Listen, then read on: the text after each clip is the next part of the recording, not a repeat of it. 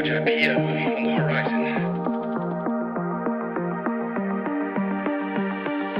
You're surrounded by journalists. Hold your position.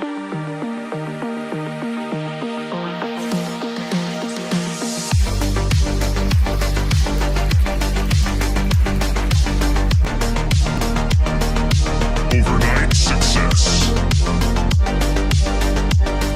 The Blazinator 3000.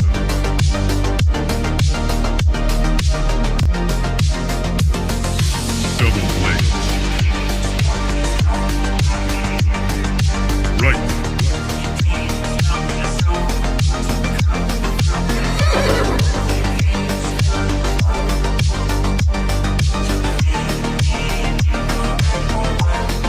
That's misinformation.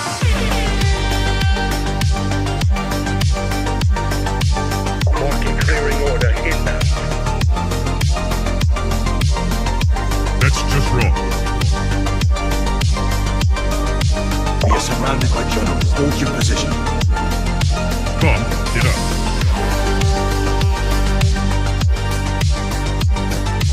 Trust the experts. Vibe coding. We are experts. Founder mode. Vibe coding. I see multiple journalists on the horizon. Stand by. Experts. UAV online. Glaze. Double glaze. Triple glaze. Double kill. Vibe code.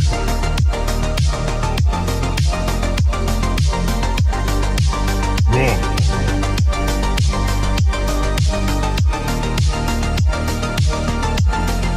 Pump is up. Glaze.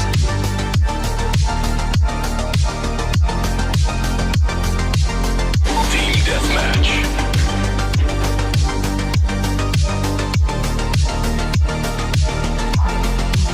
We are experts. Triple glaze. That's just wrong. Right.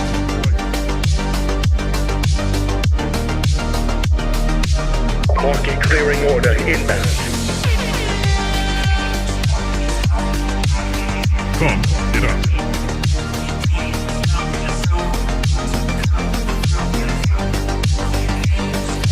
We are surrounded by journalists. Hold your position.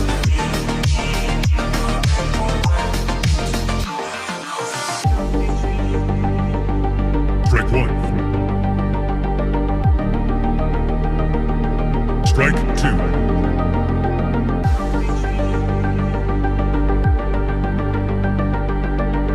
Activate Golden Retriever mode.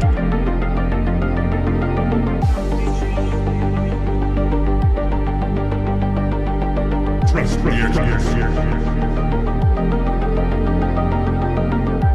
Marking clearing order inbound. Vibe coded.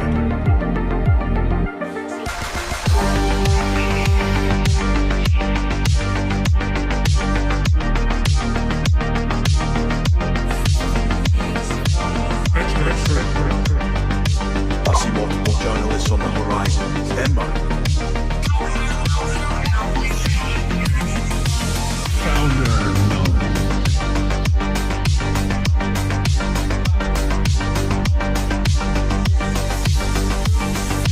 You're watching TBPN. Today is Monday, January 12th, 2026. We are live from the TBPN Ultradome, the Temple of Technology, the Fortress of Finance, the capital of capital. Ramp.com, time is money, save both, both. easy use, corporate cards, bill pay, accounting, and a whole lot more, all in one place. Bunch of fun news out of ramp. They built an AI agent just for internal production. For the very back cool. end. Yeah, we will go into that. But first, we got to pay our respects to the big man, Jerome Powell. Pull up the anthem. Video, the anthem. This is this week's anthem. We've been blasting it all morning here in the studio. Yes, it is. It will make you emotional. It's a very emotional song. So trigger warning. I guess it's AI generated, but it hits. In a manufactured storm, power turned hostile, the rules deform. Threats in the open, whispers in halls. Yeah, we should have gotten lighters for this, for sure. Law turned to leverage. Of course, this is on the back that the New York Times reports that federal prosecutors have opened a criminal investigation of Jerome Powell. Mandate over menace. He took to They wanted loyalty. Jerome dropped a video explaining his side of the story. But instead of playing that, we're playing this. Jerome Powell. We carry the flame.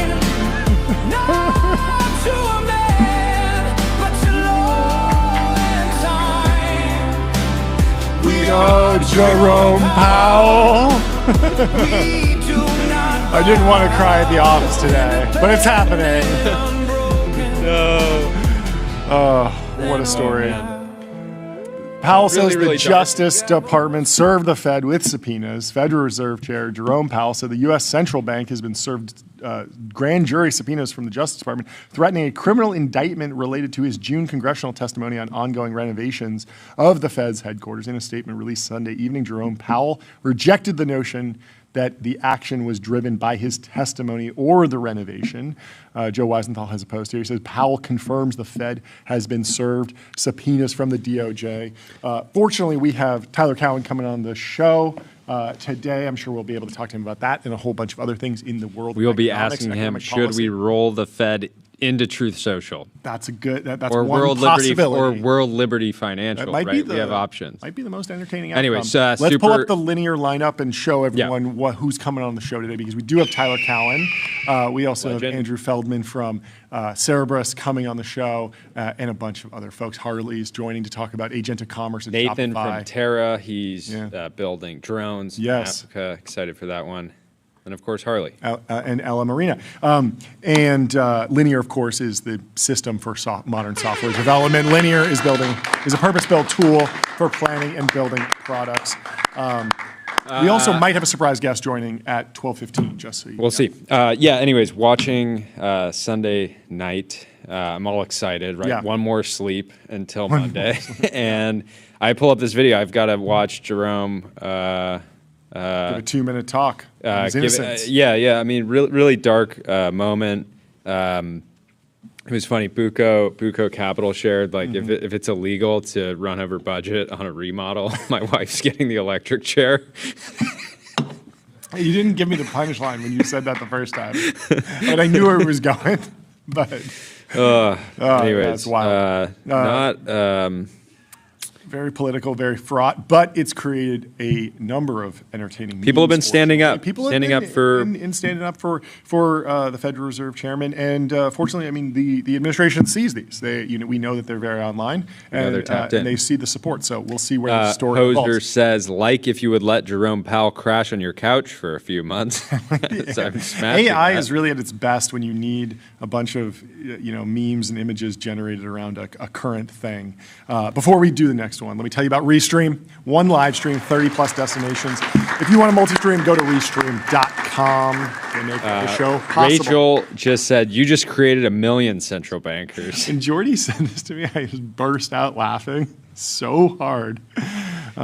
It is. I mean, Fed chair, probably one of the worst jobs on earth if you care what other people think about you, Totally, right? Because totally. it's just like Yeah. all the time people Yeah. just have this massive fixation on you, and they're going to form an opinion immediately. Yeah. But in this case, I've never seen people so united Yeah. around, which is heartwarming. Yeah. That's the only. And it is weird because like the prediction is that there will not be another rate cut in January. There's a lot of people that would benefit from another rate cut. If you're long the market, you would probably benefit. But I think people are generally still fans of Fed independence, and they want Jerome to do whatever's best based on the facts and the data and the unemployment and inflation. I'm surprised there's no reaction in the from the prediction markets at all. Kalshi still has 94% that the Fed maintains the rate in January. Yeah, interesting. Yeah, Which you you'd would think think this would there'd be move some- the needle a little bit because it's. But at the he's same not backing time, down. he is posting He's a putting up hostage he's video putting a hostage saying- video saying I'm not leaving. You're gonna have to pry me out with the jaws of life. Merrick says absolute insanity. The Department of Justice just served the Federal Reserve Chair with a grand jury subpoenas threatening criminal indictment over a historic building renovation. And interestingly, I don't know the details of this building, but it's not like the White House where he lives there, right? It's like it's a workplace, I assume. It's not like it's his personal house. It's not He's like not he- you. Based on he's this, not you a would direct think he was beneficiary of using. this. Yeah, you would think That's would what it think he feels was like. using because the other Yeah. the other who was the woman who they also opened an investigation. I'm blanking Yeah, on her another name. Fed chair. But in that case, they said like she got a mortgage for a primary residence, but she actually ended Okay. up not Yeah. living there full time. Yeah. Which Maybe not again, the right? board. But at least the that was the Lisa claim. Cook. Yeah, Lisa Lisa Cook. Cook. Hopefully she's not cooked. We'll see. Jerome Powell is appealing directly to the American people and bluntly stating that the criminal charges are not about Congress's oversight role, but rather about the Federal Reserve's independence in setting the interest rate. American equities traded a premium because of our respect for law, accountability, and central bank independence. Public service sometimes requires standing firm in the face of threats. I will continue to do the job the Senate confirmed me to do with integrity and commitment to serving the American people. On a Sunday evening before market open. What is the market doing? We should go over to public.com, investing for those who take it seriously. We got stocks, options, bonds, crypto, treasuries, and more, all with great customer service. S&P 500 is green. Green, yeah. So, anyways, Last I week, think S&P everybody was up expected last night 1.5%. for things to happen. Yeah. Of course, Nothing ever happens. But we'll see. In some ways, this will just give the DOJ and the admin more confidence in their decision. Although they did come out and say like the Yes. White House had nothing to do with it. Yes. Trump said, I'm not pressuring. He said something like, I wouldn't even think to pressure him on this particular angle. He's saying, I might post something on Truth Social about where I think the interest rate should be. He's free to do with that what he will. So I'm sure the story will evolve and there will be a lot of reporting on it. Eddie Elfenbein says, what are you in for? I gave imprecise information to Congress about the scope of renovations to the Federal Reserve's HQ. Trey in the chat says the funniest thing is the Fed renovation is self-funded. Oh, yeah, by the actual Fed because it makes enough money. I think they make a bunch of money. Don't they make money printing coinage? I think that or is that the Mint? Is the Mint part of the Fed? I don't know. But I know that there's a number of government programs that are all self-funded. Not all of them are taxpayer money pits. The CIA's InQtel, for example, is not from the CIA's budget. It makes money because they invest in companies and they put that money back to work. Very interesting. Bubble Boy says, I'm willing to die for the Federal Reserve. So he is Jerome's strongest soldier. Bubble Boy's standing up. 2,000 likes. A lot of people are coming out in favor of Jerome Powell. Quickly, Graphite. Code review for the age of AI. Graphite helps teams on GitHub ship higher quality software faster. Go check out Graphite. Geiger Capital. Powell watching stocks turn green after thinking the market would defend him. Isn't that Biden? Yeah, the tough thing is like if you assume that rates are going to come down, like you don't exactly want to sell assets. Yeah. You want to own assets. There's this weird dynamic where you might not like what's happening politically, but there's a big difference between what should happen and what will happen, positive and normative analysis. And so if you could be like, I don't like the fact that, the Fed's going to be less independent, but if it means that interest rates are going to come down, then that's bullish. That's a bullish catalyst. And so you wind up going long.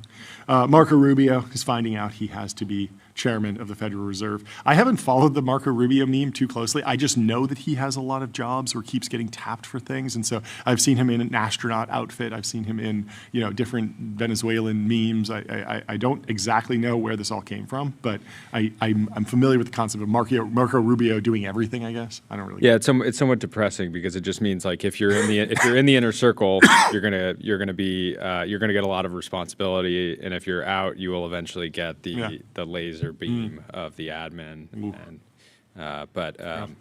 Well, gold is through the roof today. Silver Joe Weisenthal as well. posts a chart. Gold jumped from 45.10 to 45.85.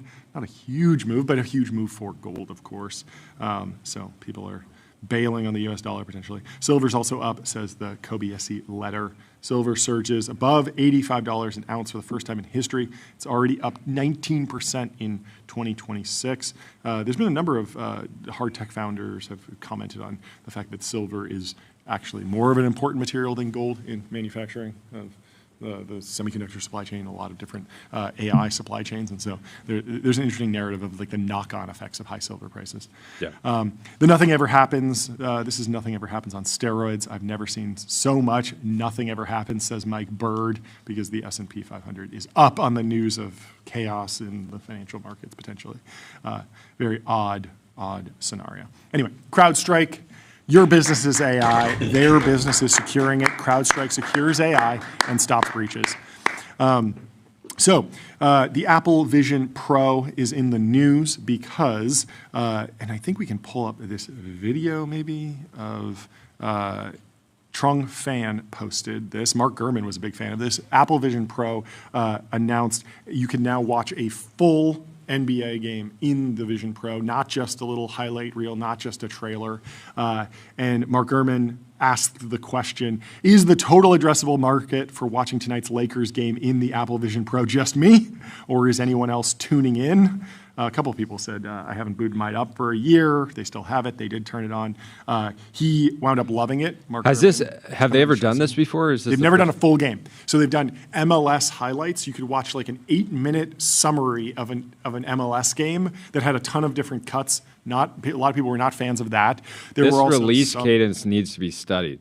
It's crazy. And I mean, that's what Ben Thompson wrote about today in Stratechery. He sees all this as like crazy own goals, a lot of really obvious things. Also, the reason that you see this video so grainy like this, so Mark Gurman loved it in the headset. He said it's absolutely wild. It's like watching courtside. Trung Fan has the video here. You can't record what's happening in the headset. You can't just steal an NBA game so you need to like put your phone up against it, and you don't really experience it here because for DRM reasons, you can't just pirate it. You can't just record what you're seeing. So the actual experience is better than this. I actually went to the Apple Store yesterday to try and pick up a Vision Pro to experience this, and they were sold out. And I don't know if that means that they were just like not expecting to sell anymore, so they stopped stocking them. But they didn't have one. But I've played with the Vision Pro. I mean, I would wait to. The real review would be getting the Apple Vision Pro, going to the actual game, getting the ticket right next to the system that they're using, and then just having the headset on and taking it on at the game. Yeah, at the game. Right? You want to see how real it is. Tyler, what would you do? Well, so. This is cool because it's like emulating like what is happening in real life. But in VR, you can do like things that like you couldn't do in real life. So like I want to see what is the point of view like if I'm the ball. You'd probably be so motion sick. I want to be the ball. That sounds terrible. No one ball wants to be the ball. I know ball. Matthew Ball or who's the other ball? Dean Ball. Dean Ball. Dean Ball. We haven't gotten Matthew Ball on the show yet. We need him. He's a great analyst. Anyway, so Ben Thompson wrote about this because he's obviously a huge NBA fan. Also, he's a Milwaukee Bucks fan, and the game was the Lakers versus the Bucks. So this is like a royal flush of like the sweet spot for Ben Thompson analysis. He had to jump through VPN hoops to watch the broadcast because it was only available in Lakers' home market, which is California, also Hawaii, and I think one other state. So it's somewhat tricky. Yeah. You can't. No. If you're in New York and you had a Vision Pro, you could not watch the Lakers play the Bucks unless you had a VPN. Yeah, there's a lot of details here, and That's a huge detail. I know. You're like, I have this $3,000 device Yeah. that is just gathering dust. Yeah. And then you make this big deal about this amazing experience that I can have. And then if I'm not actually within Yes, the area yes. that the game is actually taking place, I can't experience it. What's the point of VR? So there are a lot of reasonable critiques like that. Ben puts a lot of those in his piece. I think that there are logical reasons. I don't think Apple is dumb. I don't think they just made a mistake. I think these are all contract negotiations. And when we look at the history of sports and transitions through various eras of broadcast and new technologies, I think their decision-making makes a little bit more sense, even though I agree from a user experience perspective, what you're saying, what Ben Thompson is saying, makes a ton of sense. So Apple clearly reads Stratechery. They've sent him multiple headsets. He bought his own, but they keep sending him to him being like, hey, you should try it. Like, we're coming out with something new. So they've sent him the new one, the M5 Vision Pro, and he was ready to watch this. He was ready to love this, but he was very disappointed because it cut from one scene to another, and so that takes you out of the experience. He says, do away with all of the pre-show, special announcer, post-show content. Just let me put on the headset, and if I put it on 30 minutes before the game starts, I'll just watch the players warm up. And then you don't need any overlays because if I want to know the score, I'll just look up at the scoreboard. Like this, you're in the theater. Like people pay a lot of money to sit courtside, and they're not like, I'm having a bad experience Please give me an iPad with the score on it. No one cares. They just look at the score. They hear the audience. If something great happens, they hear the roar of the crowd. They see everything. They can even look up at the screen and usually see a replay if they need to. And so all of that should be possible with just one simple Apple immersive camera rig streamed the whole game. And that's it. Instead, they did 4 different camera angles. They're cutting between them. And every time they cut, you get kind of like, whoa, like, where am I? Like, I just teleported. It's weird. Yeah. So my question was like, so Ben frames this as, he calls it Apple. You still don't understand the Vision Pro. He's like taking shots at them. And I titled my piece, Apple, they actually do understand the Vision Pro, and I think they've heard his response. They've clearly read his piece. He wrote about this maybe 2 years ago when he got a demo before it even came out, and he said the secret to success with this product will just be put a camera on the field, let me sit there front courtside. That's it. No editing, nothing else. And then every time they delivered him something that was edited, he wrote a piece about how bad the editing was and how you don't need that, and just let me sit there. And so my question was. There's no one that really disagrees with Ben. Like Ben comes out and says these things every time there's an Apple Vision Pro piece of content that comes out. He comes out and says, too many edits, too many cuts, just let us sit there. And there's not like there's a lot of people that are like, Ben's wrong. Actually, I love the edits. More edits. Like they need to be even Well, to be clear, no one's talking about Apple except for Ben, basically. So they should clearly listen to him. And no one's arguing that Ben's wrong. But my question is like, why on earth isn't Apple doing this? Why, or at least why haven't they made it an option? Like they have the single camera there. They could just be like, do you want to watch the edited version? Or do you want to watch just the normal, just sit there in the seat version? Yep. And then Ben would be happy and he'd be writing a glowing review right now. Instead, Apple's not giving what Stratechery wants, and they're feeling the pain because they got an article that was not very complimentary to them in the experience. So I think that this actually has less to do with the technology, less to do with the creative direction and the directorial vision within Apple, and more with just straight up contract negotiations. So, and if you go back in history, Ben goes back to some other history. I went back to 1947. So TV adoption, I didn't realize this. TV adoption went through a fast takeoff. For 1947, there were 16,000 TV sets installed in America. 8 years later, it was 32.5 million. It's like Wow. completely asymptotic, completely fast takeoff. So the technology trend was clear, but there was still financial risk to getting the timing wrong for your league. The NFL is obviously a huge beneficiary of TV today. They make a fortune from the Super Bowl ads that are extremely expensive. But in 1949, the Los Angeles Rams, because the Rams are in LA now, but they went to St. Louis and then they came back, but they were in Los Angeles in 1949. They sort of got wrecked because they jumped too early. So the NFL had gone to all the franchises, said, all the teams, we're giving you the permission to sell your broadcast rights this year. This season, if you want to put your particular team's home games on TV, you can do that. You can go out and negotiate. You can sell those. It's an option. Yeah. And the Rams said, yeah, we'll do it. We'll take the jump. They were the only one that did it, and it sort of makes sense since they're in LA. There's a lot of production people here. It would be a natural. They were a little too TV pilled. They were extremely TV appealed, and they got burned. So attendance dropped significantly. On an inflation-adjusted basis, they lost $2.5 million of today's dollars. And so the Rams had to go to all the sponsors that sponsor the TV broadcasts and say, like, hey, can you just make us whole because we're going to go out of business? And they did, and the sponsors basically paid the Rams for the difference in what they had taken in ticket sales. But it was not a good outcome. And although the NFL eventually got through all of this and figured it all out, that was not the case for minor league baseball. Minor league baseball attendance at minor league league events, peaked in 1949. Right during the TV install base fast takeoff. And so 49 million people went to minor league events that year in 1949. By 1957, the total had dropped to 15 million. So it actually did wreck the minor leagues in terms of like their business model, and they never really recovered. And so the job of a league commissioner is to get the transition right. Like if you transition too early, you'll have a really, really bad year while everyone just says, hey, I can just do the new thing, the new technology, I don't need to buy the tickets.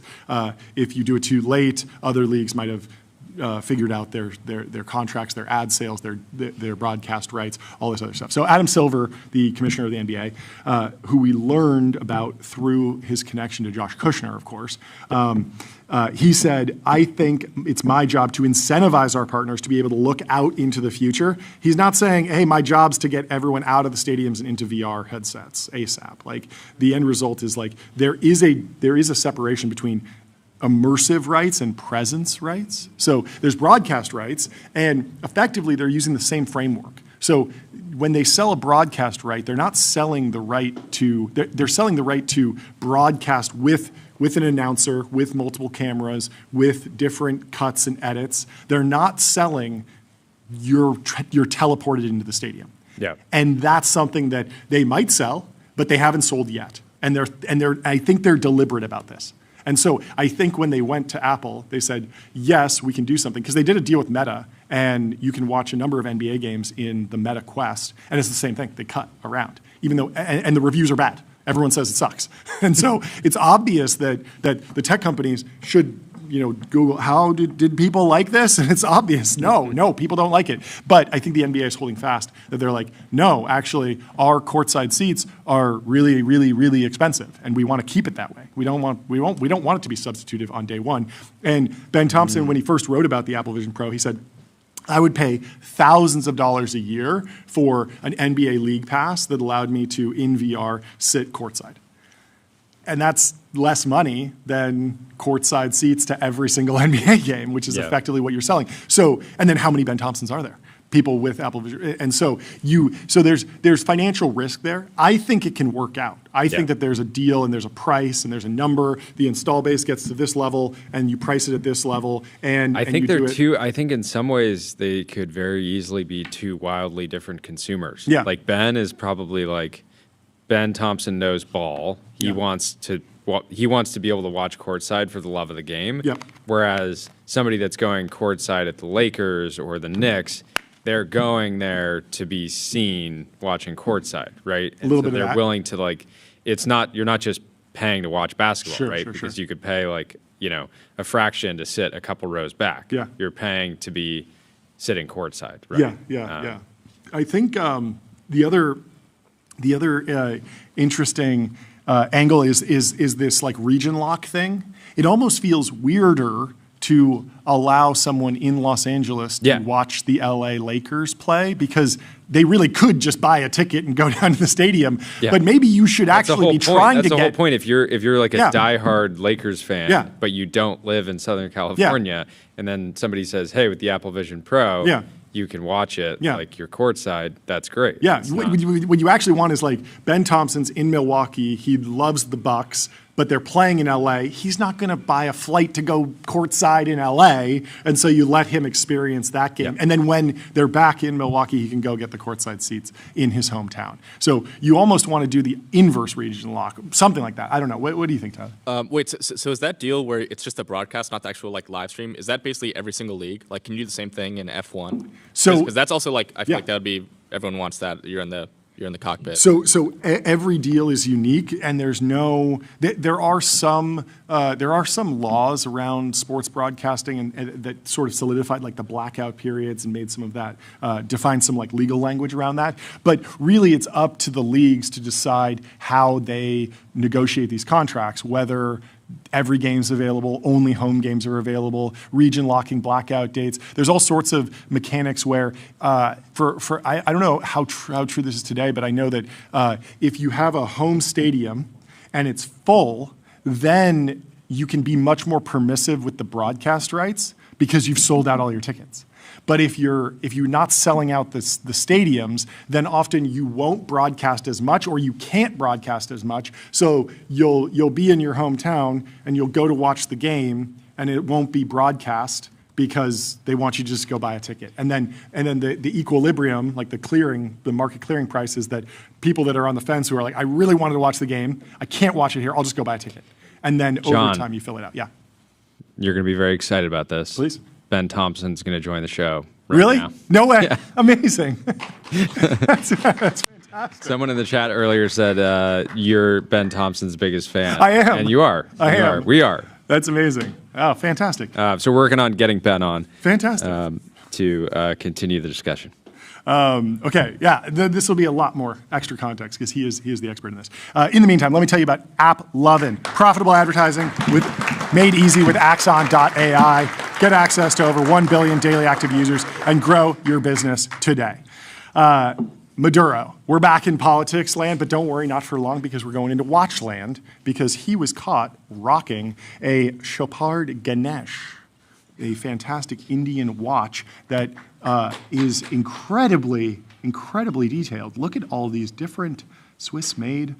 This is a crazy. I feel like this is sort of a lost art. You know, maybe Mark Zuckerberg should get into this. Wear a watch that has, Sweet Baby Ray's on the dial. The Sweet Baby Ray's Chopard dial might go incredibly hard. I would love that. Also, it was the Golden Globes. I know Jordy didn't watch because you probably haven't seen any of these movies, but they did, in fact, happen yesterday. Rob Report has some images of the best watches at the Golden Globes. If the Golden Globes were any indication, subtle is officially on hiatus, says the Rob Report. This year's red carpet made a strong case for statement watches with bold dials. Did we kind of call diamonds. this originally with the show? Did we? Okay, yeah. The joke early on was like quiet luxury is over. Yes.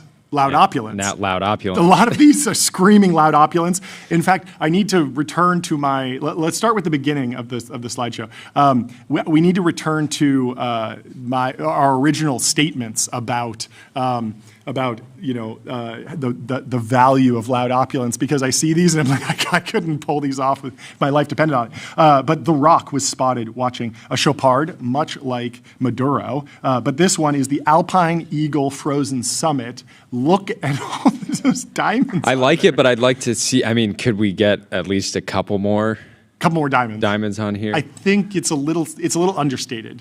He could have gone with, the rainbow one, the gem set. It's the Rolex with all the different colored diamonds. Who else is wearing fine luxury watches at the Golden Globes? Adam Scott was wearing a Vacheron Constantin Traditionnel Perpetual Calendar Ultra. This is nice. That's a very nice watch. I like that one a lot. I also like this Omega Seamaster Aquaterra that Glenn Powell was seen wearing. Mark Andreessen notoriously he's an Omega guy. Omega guy. That's right. New fund. Maybe Yes. this was a nod from Glenn saying like, "I salute Hat you." tip. Hat tip. Yes, he's celebrating the $15 billion. billion. He probably read the Packy piece. Yep. And he says, you know what? It's time to put on the Omega Seamaster Aquaterra.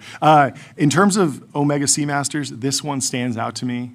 Gold is a choice, but I think it's working very well here. And you know who else is wearing a Omega Seamaster? George Clooney. Also an Aquaterra. I would love with a to know the slightly details different of Omega and Rolex and the other brands Yeah, yeah. fighting over people like Clooney, Yeah.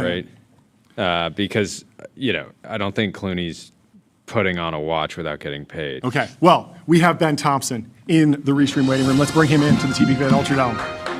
Fantastic. Ben, how are you doing? Here he is. Thanks so much for hopping on the show in such short notice. I loved your piece. I have takes to drop. So Please.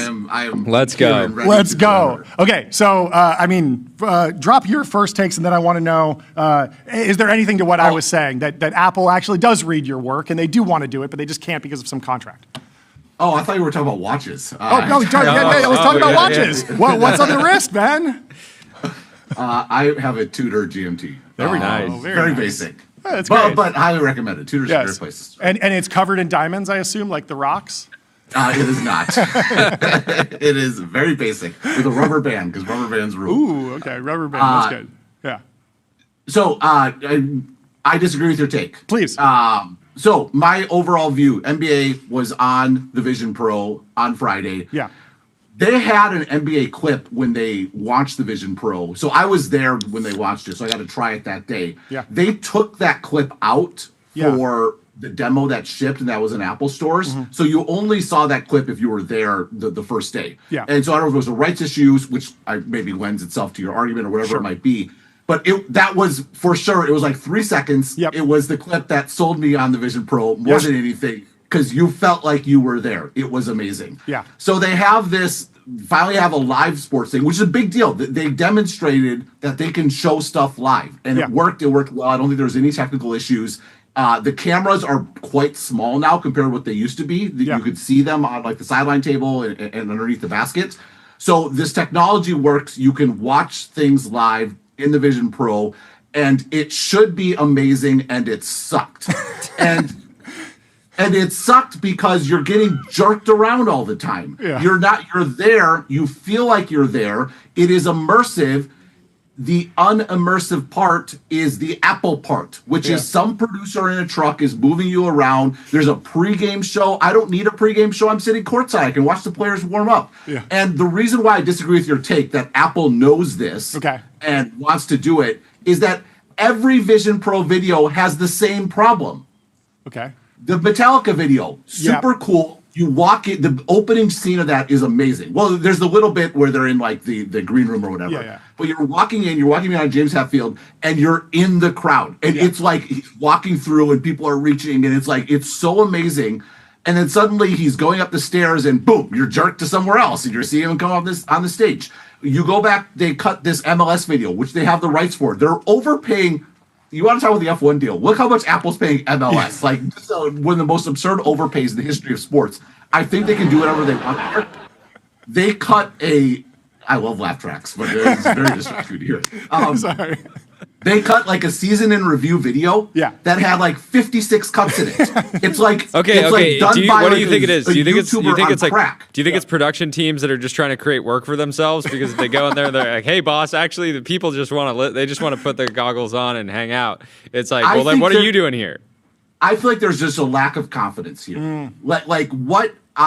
It feels very like, it feels when you say it, it's like half-assed that we're going to go out, we're just going to set a camera there, Yeah. and you can sit there and watch the game. It's like, no, there's this pressure in part because it's not popular. It has to be a big production. We have to have a pregame show. We have to have dedicated announcers. We have to do all those things. The end result is you get 6 games which are physically uncomfortable to watch because you're getting jerked around.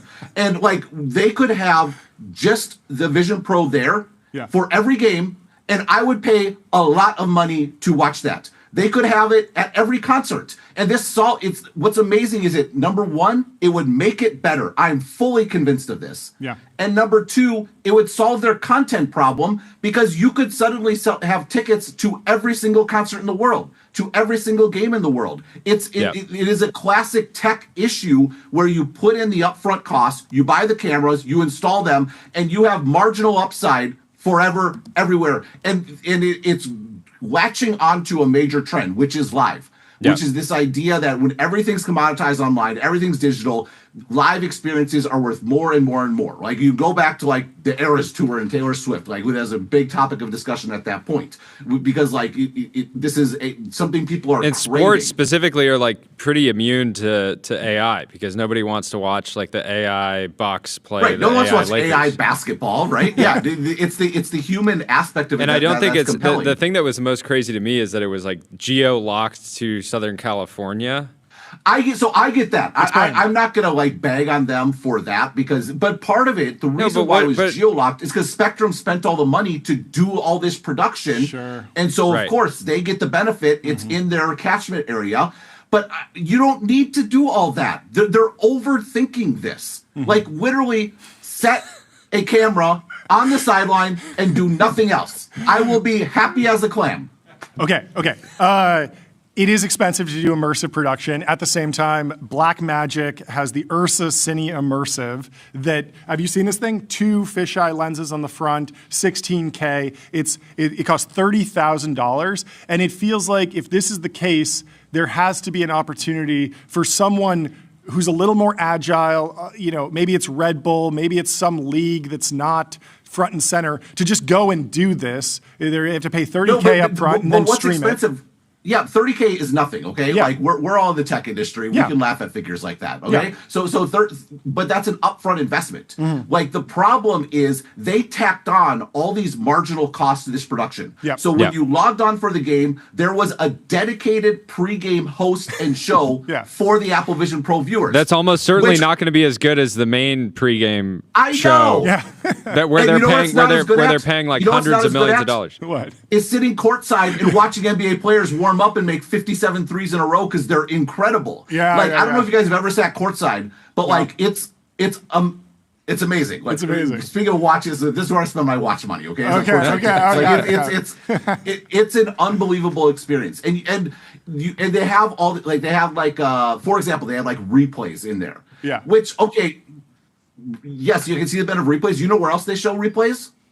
On the scoreboard. How can I see the scoreboard? I can look up because I'm wearing a Vision Pro that's immersive and has this fisheye camera where I can see all around it. I don't need a scoreboard bug down at the bottom. I can look at the scoreboard. Like I actually, during the game while watching it, it was actually kind of hard to see the scoreboard bug because it was way down at the bottom. Sure. So I was looking at the scoreboard in the arena the whole time. Wow. Yeah.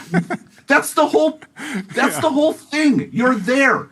And so all that stuff, the pregame show, they had dedicated play-by-play announcers and analysts for the Vision Pro. They had these multiple cameras. They had a production truck who's choosing, how can I upset Ben this time? And every like 3 seconds changing the other cameras. You didn't need any of that. Okay. And you $30,000 is a one-time cost. Yeah. You spend that money once and you put these cameras in every arena for every game, everywhere, and then you suddenly have this exclusive selling tickets to live events in a way no one else can. I think it's a huge, it seems so clear to me. This is the Vision Pro use case. This is your portal to every live event in the world. What do you think about Meta's efforts on live NBA sports? Partnership as well? Specifically with Oculus. The Vision Pro is better. Yeah. I mean, like the Oculus has advantages relative to the Vision Pro. Yeah. Actually, I love Mark Zuckerberg's post when the Vision Pro came out. It's like, oh, we're not surprised. We could have done that, but we didn't, which was valid. Yeah. I'm also not particularly interested in the use cases that are good for that. I don't care about gaming. I don't care about a lot of the other stuff. Yeah. This is, for me, the killer use case, for sure. It seems being able to... Yeah. I mean, it seems like the next Quest, if they stay in VR, will be better. We talked to James Cameron, and it seemed like he was pretty excited that they might have gotten the same screen from the Apple Vision Pro. They're 2 years behind, but you bring that screen into the next Quest 4. Which is fine, but there's trade-offs for that as far as number of pixels and the field of view and all those sorts of things.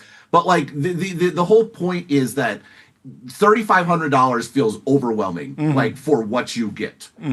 $3,500 to be able to attend any sporting event in person is Yeah. one of the greatest deals of all time. Yeah. Like How do you think they should? I used to be in Taiwan. I would fly over for specific games. Yeah. Like, and guess what? I would spend more than $35 on my ticket. I'm not flying the back of the bus at this point. Sorry. Like, and so it's like when the Apple Watch, when they realized, it's fitness. Remember they launched with all these lists of different things and what you could remember you could draw on your Apple Watch and it would draw your heartbeat texting to send someone a heartbeat. That never went. Who's right? the Apple exec that's the most hardcore NBA fan? Because I feel like you got Eddie Q. I know how much Golden State tickets cost because I sat. Well, I actually, I was poor, so I was in the second row behind the seat that was inscribed with Eddie Q's name on it. Sitting there right there. There we go. He's the guy that needs to argue for this. Okay, so do you think this is a next season they might get it right? Are they already pre-baked on the next? Like, 'cause they have 4 more games. It feels like they could take this. They have the footage. Like they could just not edit the next game, not do that broadcast, and do exactly what you're prescribing. I hope so. Look, free advice, Apple. This is your. That's why I've written this. So number one, the reason I disagree with your take is because every video they make suffers from this problem. They are produced in a TV style for a device that is fundamentally different than TV. Yeah. That's the core problem. But is there at least a possibility that Metallica also said, "Hey, we don't want a substitutive effect. We don't want people teleporting." Yeah, it's so funny to think. And MLS did the same thing. But there's a meme behind the scenes. Lots of other videos. They made lots of other, every video they have suffers from even the Alicia Keys thing. Can you imagine if the NBA actually sold a ticket where every 30 seconds you had to stand up and go move. watch from a different view? It's like they're like, it's amazing. You see every angle. You're like, please, sir, I just want to sit and watch the game. I turned it off. I watched half the game on TV because it was uncomfortable. What do you think is the long-term viewing ideal viewing experience? Is it you have it on TV and you have your Apple Vision and you're kind of based on how closely you're paying attention, you're either locked in with the Vision Pro on or you have it on the whole time? I think that a big thing for sure, the biggest missing experience is, of course, I want to be on my phone half the time, any being there in person. Yeah. I do have the M5 Vision Pro. It's the first time I ever took a demo unit. I've always declined to do that, but I'm there's no way on earth I'm paying for this. But I do actually want to see if there's any difference. My actually biggest takeaway is the pass through is much better. This might be. I didn't do a direct compare. That was just sort of my perception. And to be honest, I haven't used a Vision Pro in a long time, so who knows how good my memory is. The pass-through is really good. I had no issue using my phone at all. It did seem better than it used to be. But maybe that might be placebo, just to be clear. Getting screen time through another screen is elite. It's electric. It's we got levels. Wait, so your screen time app could potentially show more than 160 That's right. I had 26 hours. I had 26 hours. 26 hours today because I was in the Vision Pro using my phone, my laptop. That's right. What a world! What a world! That's funny. Are you optimistic about any other Apple Vision Pro opportunities? Because I was looking at this $30,000 immersive camera, and I was thinking I was actually advising some friends who they shoot a much more evergreen podcast, these really definitive interviews. And I was saying maybe you should start They were shooting in 8K because they were like, hey, maybe one day we'll license these to Netflix. We want the extra resolution. We're not distributing in 8K, but we have it now. And I was saying, well, you want to go further? Why not 16K? Why not immersive? Maybe you should get this thing, start recording now. Now, this particular device can only record for 45 minutes, I think, and then you have to swap the cards or whatever. But I was like, maybe you should be doing the flow, maybe not this year, but maybe next year. Is there some opportunity where someone who's independent comes in? Yeah, there's lots of opportunities. And I think there's real enterprise opportunity, for especially with the pass through and things that you can do on those lines. There's productivity sort of possibilities, but you need what is the anchor thing? What is it everyone knows that this does? Yeah. And again, I think the Apple Watch is a good example here. It took them a while to get to that. They launched with the physical fitness stuff, but it wasn't clear that was the thing for a few years. And now every Apple Watch thing is fitness. It saves your life and, all those sorts of things. And to me, this is it. It is you get live in your living room. That's Yeah. the Vision Pro pitch. That's going to be fun. We'll just have to wait another 5 years for them to back down from their opinions.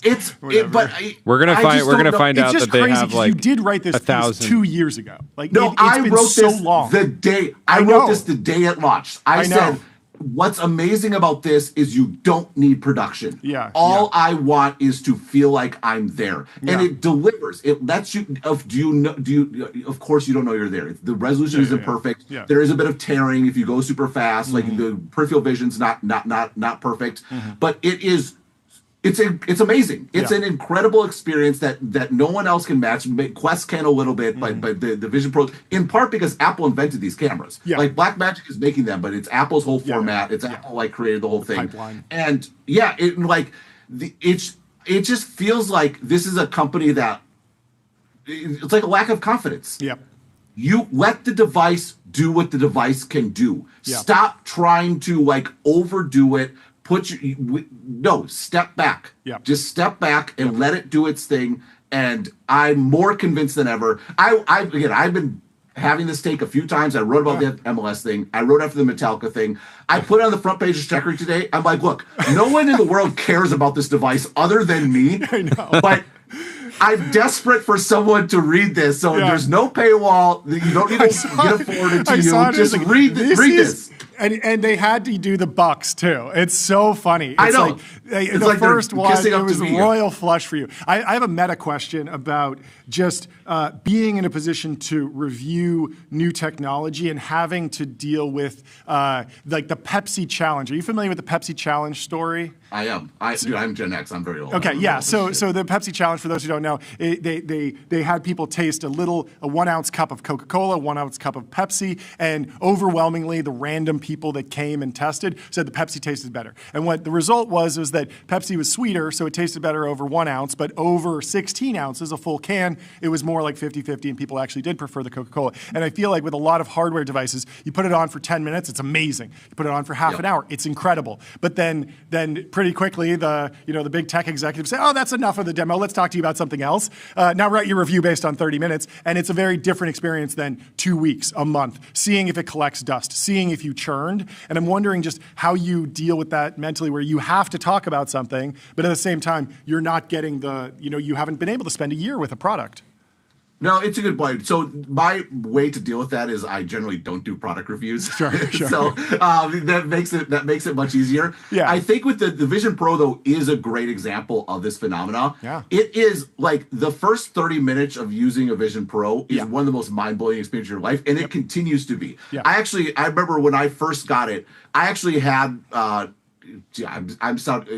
felt perfect follow on from the watch segment because I'm found like a total douche this thing. I had my assistant. I had it shipped to his house and had him fly to Taiwan to bring it to me. Oh, yeah. Because it was only available in the U.S. Yeah. And I remember actually I was going. I think this is awful. This is so embarrassing. I was going on a ski trip like a week later. So I'm up there, and I remember I'm sitting in this bar up in Niseko, and I'm like. All the ski instructors, like, because I was friends with, I had the same guy for many years. He brought all his friends over, and they're all trying this. I honed my whole demo script, and like we still talk about this afternoon with the Vision Pro in this bar in Niseko. Try it, and it's amazing. It's absolutely incredible. But then, what do you do with it? Right? Like that's the big question. What I will say in the Vision Pro's defense is, even now, I don't use it very often. Every time I put it on, though. I'm like, this is so cool. Yeah. Like it retains that aspect of there's something magical about this experience. It's just searching for that ongoing reason to come back, that use case. And that comeback use case needs to be something that only it can deliver. The productivity things are cool. The other thing I think is really real is like, maybe from Apple's side, like they have this device, it has so much potential, it's so exciting, it's so cool, and then it's almost disappointing that like, okay, the use case is just like live sports, right? Because they're like, we want to create the next computing paradigm. But the reason that it actually is an incredible niche is that like, what's more mainstream than bread and circuses, right? Well, not just that, what's more mainstream than sports? It's a chicken and egg problem. You like the way you get those productivity experiences and those new things that weren't possible before is you have a large installed base that draws developers in to create those experiences. But to get there, it needs to be a market. So you need sort of the initial use case to create, like this is why the iPhone is the greatest platform ever. Everyone needed a phone. Yeah. So you got that built-in sort of advantage so that developers, like they didn't have to do anything to earn developers. They just shipped a better phone. Yeah, so that's what I'm saying. Like if you create this amazing live sports experience, you get 1 million people that are using it multiple times a week. And then they're using it, they're watching together. It's a social thing. Then they can be asking I don't know if it's a social thing, to be honest. Yeah. If you see what I look like, I don't grab, I'd put it on. I don't look very social. No, but I'm talking about more like maybe you have a FaceTime call open with a buddy in the headset and you're watching it together, you're hanging out watching the game or something like that. Well, and then I would just say I think it's the Vision Pro is more of a single player experience. Sure. But what is the biggest single player market in the world? Productivity. Like when I'm doing work, like I'm on my own working on it. Right now, I have 4 monitors. Like I'm one of those crazy people. Like a Vision Pro, I wish I would have brought it with me last summer when I went back to Taiwan because I was actually doing work and I was working on my laptop and it was terrible. Like, oh, I can't believe I didn't bring this. This was the perfect use case for me to use it.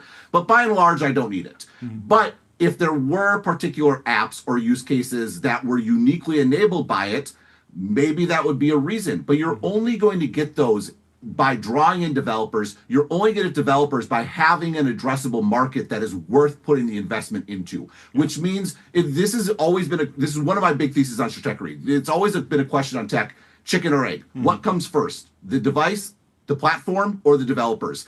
I was at Microsoft with Windows 8. I spent a lot of time and spent a lot of Microsoft's money getting developers.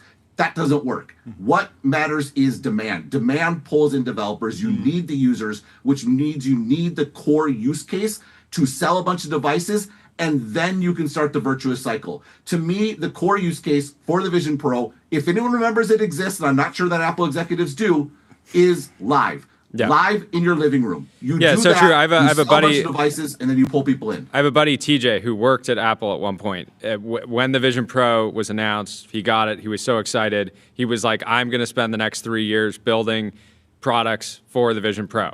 How long did he last? He lasted like 3 months. Yeah, like no, like less. He was like, "What's the point of What's the point of building for?" He's super talented, but what's the point of building if there's nobody there? Right. It's not. You mentioned the 4 monitors. Are you going in on the 52-inch Dell 6K monitor? No. Why not? Way too low resolution. Way too low resolution. Actually, I lied. No, I'm actually on the 5th monitor right now, just for podcasts. So I have 2 4K monitors on my laptop. I have another. I have with that LG like square screen. Oh super yeah. useful. It is a relatively low resolution. But then for podcasts, I have a 55-inch TV here. So. Okay, staying on Apple, Gemini, the Gemini Siri news dropped this morning. It had been kind of previously reported, so in some ways it's old news. What are you expecting out of like this new version of Siri? Well, the bar is 55 feet underground, so I expect it to be a lot better. No, I think it makes a lot of sense. I mean, it's now that the federal courts have approved Google and Apple combining to rule the world, Google has the infrastructure to support the scale of Apple. They know how to work together. They've worked together for years. They're very natural partners in that respect. Google can think big picture about this. Like I'm sure Apple, the report that Mark Gurman had last fall is Apple's going to pay like $1 billion, which again, we're in tech. That's no money at all. But it's tied into the search deal. Like they can massage it. The problem with working with an OpenAI or an Anthropic is they need to make money. And so like Apple doesn't, I think there's a more sort of I scratch your back, you scratch my back sort of thing here. Google's talking about, working with Apple's chips, adapting it, whatever it might be. Apple's does bespoke stuff like that, so I think it makes a ton of sense for both sides. Do you think it ever flips? And do you think Google will be paying Apple? Because there's this news also that you're going to be able to do shopping through Gemini, and so you can imagine a world where you go to Siri, you ask for a product, and there's ads in that Gemini result, and Google's the one that's monetizing that, so they're passing some of that revenue back to Apple. It's a good question. I mean, I think when Apple talked about like the next generation Siri and Apple Intelligence, I was pretty optimistic about this idea of Apple basically replaying the search bit. That's my whole thing. I'm like, in some way, if I'm Apple and I'm paying for an LLM to use it to power a product that can basically do search really well, that could eventually have an ads business attached to it, that eventually could have like commerce built into it. Like it's this weird situation where like Gemini is effectively helping. Like that's what I don't fully understand yet, because I'm going to be like, I think the market structure was so perfect for Apple in that they need like it's just a default search engine. There's no sort of deep integration into the product. It's just like when you type in your search bar, what engine is used. Yeah. And so it's super easy. Like there's like a concept when it comes to like figure out who's going to win in a value chain.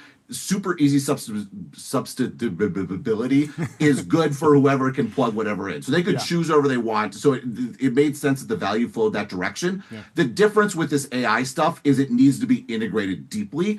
And Apple is more on the defensive here. Like they need to have quality AI features built into the operating system. And so I think the need is more on Apple's part. And the benefit Google is getting, my suspicion is less about the ad thing and more they're getting some incremental revenue and they're probably getting a lot more. I mean, Apple's gonna be precious about the data. We'll see how that sort of works, but they also don't need. It's all incremental. Even like the internal reasoning rollouts and all of that happens in Gemini. Like Apple's not gonna be able to claw all that back. So you're gonna have all this like reinforcement learning training on. Okay, maybe you're obfuscating the privacy data, what the person asked for, but all those interim steps of I went to a website, I interacted with it, I figured out how to click this button. Like that's gonna accrue to Gemini, you would imagine. Well, and what it speaks to, I think, is what would be the red flag that would come up to this deal from an Apple perspective. It's like, well, they're not yet. Maybe they need to tough it out and build their own crappy LM so that in the future they control their own LM such that if you get to a world with, say, AR, right, where I'm actually lots of dispute about this, but I'm pretty optimistic on just-in-time UIs, where the idea that something pops up that is nothing but the decision you need to make in that moment for whatever it might be, and then it goes away. Yeah. Like to me, this was the best part of the Orion experience was the Facebook sort of AR glasses was when I received a call, because the OS I used there was kind of like Quest just sort of dumped in there, and it didn't really make sense. You had like blocky stuff, and there was like an Instagram and stuff. It's like I could just look at my phone. This is gonna be better here. But you could be. I got a conversation right now. I could have a notification pop in right now saying so and so is calling, and I could use my little wrist thingy and dismiss it, and it's just there when I need it. It only has one option, accept or decline, and then it's gone. Yeah. And I could see that being a future of UI and important for Apple to control. But by not shipping their own, by depending on Google, they might say pretty words about, oh, we're going to simultaneously develop our own. No, whatever. That's not going to happen. You're going to be so invested in this other one. And that speaks to the value is accruing to Google, because they're the ones actually developing and pushing the technology, and Apple is sort of trailing along. Given that, I have a hard time seeing, Apple's going to get more and more deeper into this using Gemini. Are they going to be able to credibly go to Google, say, pay up, or else we're going to switch to someone else? I think that's probably unlikely. So I don't think it's going to play out like search, but we'll see. I was obviously wrong about this one, so I could certainly be wrong again. Sure. What was your reaction to the Manus acquisition? From my point of view, is exciting, specifically because Zuck has just been spending all this money on talent. But if you look historically, he's been very good at like buying something, scaling it. It's sort of unclear to me so far whether he plans to take Manus from a $100 million run rate to multiple billions, or just leverage the team's ability to build great agentic, effectively workflows product. How are you thinking about it?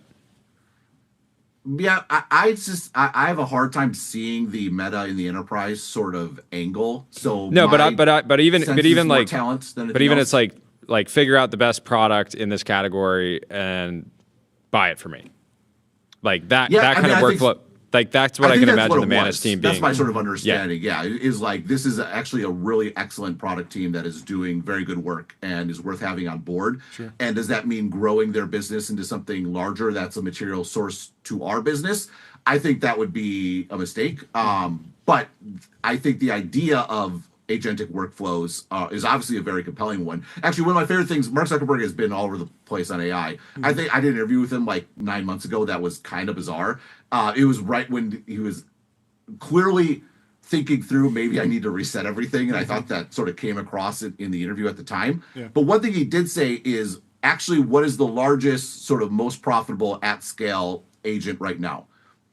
Facebook advertising, which I think is a very, or Google advertising thing, a very astute point. Yeah. You go in, you tell Facebook, I'm willing to pay $1.49 for a customer or $9.99 for a customer, go get them. And it goes out and gets them. Now, is that a full LLM denominated probabilistic workflow? No, it's not really LLMs. It is more probabilistic, particularly post ATT. But the idea that you ask for a job, the focus is on the job to be done, as opposed to specifying how you do it. And that is just by and large for most advertisers, particularly in the long tail, probably at the part of the tail too, they just don't want to give up control, the better way to do it. And I think there's going to be lots of things like this. I mean, Google's announcement with Shopify and this idea of ads that are perfectly targeted to the user, very compelling, makes a ton of sense. That's where something like Grok, by the way, fits in, like super fast inference, so you can generate. Like, you think about how advertising works, these auctions that are run and you get ads in the time it takes to load a web page is absolutely incredible. Where the next step is to be insert generative ads into there, which is going to require very high inference speeds. So I think, and this has always been the most compelling short-term AI monetization opportunity, is basically Google and Facebook ads. That's why I've been super bullish on both of them. I think it's why Facebook needed to do this reset, and why Google, it's justifiably been sort of going to the moon recently. Well, what do you think of Eric Seufert's point that that you might not actually need to put the ads in the LLM responses, in the sense that you could be going to an LLM and saying, tell me the history of the Roman Empire. It knows that you're shopping for shoes, for new shoes, and it shows you ads for shoes in the middle of your Roman Empire deep dive. Just like on Instagram, you can be scrolling one thing and your algorithm can be recommending you a certain type of content, maybe like dogs, showing you dog videos, but then it also knows that you need luggage for your next trip and it's showing you ads for luggage or something. No, like I think it's a great point. I think Eric makes some good points about like you're running a real risk of conflict of interest, even the perception of conflict of interest. Totally. Otherwise. And so I think that's a very good point. And the reality is that's a much larger business. Just show what you're looking for is inventory. The number one way to predict sort of the upside for Meta over the last several years, the stock market has consistently had it totally backwards. Every time their sort of their price per ad would plummet, because the stock market would freak out. This happened with stories in like 2018, 2019. It happened with Reels a couple of years ago. And what the issue is that the reason why price per ad plummets is because there's a massive increase in inventory. And when there's a massive increase in inventory, it's just more places to show ads. That is a huge opportunity. And you saw huge run-ups both times as they figured out how to monetize stories, as they figured out how to monetize Reels. And this should be an opportunity of how to it's going to take a while to figure out how to monetize. Maybe it's just an aspect of when they're reasoning, when they're thinking, or image generation, that might be an ad opportunity. And it's a big opportunity. A big problem is these folks. I think the OpenAI has hired so many Meta people. It confuses me why they haven't been on board with this. It's a win-win-win. You need money to fund your operation. The best way to make money is to show ads. Why? Because you get to deliver a better product to more people. This idea that we're going to commit to a world where if poor people get a worse product, that's not how tech works. The reason why tech is amazing is it generates a ton of consumer surplus. You do this upfront investment, and because it's monetized by ads, everyone gets the best product. It's great. And OpenAI, having this religious devotion for so long about not doing this, if they had launched, they could have launched the world's crappiest ads in 2023. By today, in 2026, they'd be good. They'd be making money, and people wouldn't rebel against it. Now they're going to have to launch ads. They're going to suck, and people are like, this sucks. I'll just go to Gemini or whatever it might be. It drives me bonkers. Because it does seem like there's a little bit of not to go back to chicken and egg problem, but the first mover disadvantage. Like the first LLM that has ads, there'll be a whole press cycle about, oh, Gemini's the ad Would have been a lot easier if you were the only LLM. It risks the entire company. Yeah. Like they need to get their opportunities in the consumer space first and foremost. Yeah. Because the consumer space needs to monetize via ads. Yeah. And the fact they didn't get there or start to get there, still haven't started to get there, Yep. is it's a company imperiling poor decision. Last question from my side, at least. Predictions. Do you think there's anything to the prediction that OpenAI will buy Pinterest or partner up with a social network at a more deeper level than they already have? Well, so it's really interesting. This is one of my. I was actually. I was talking to.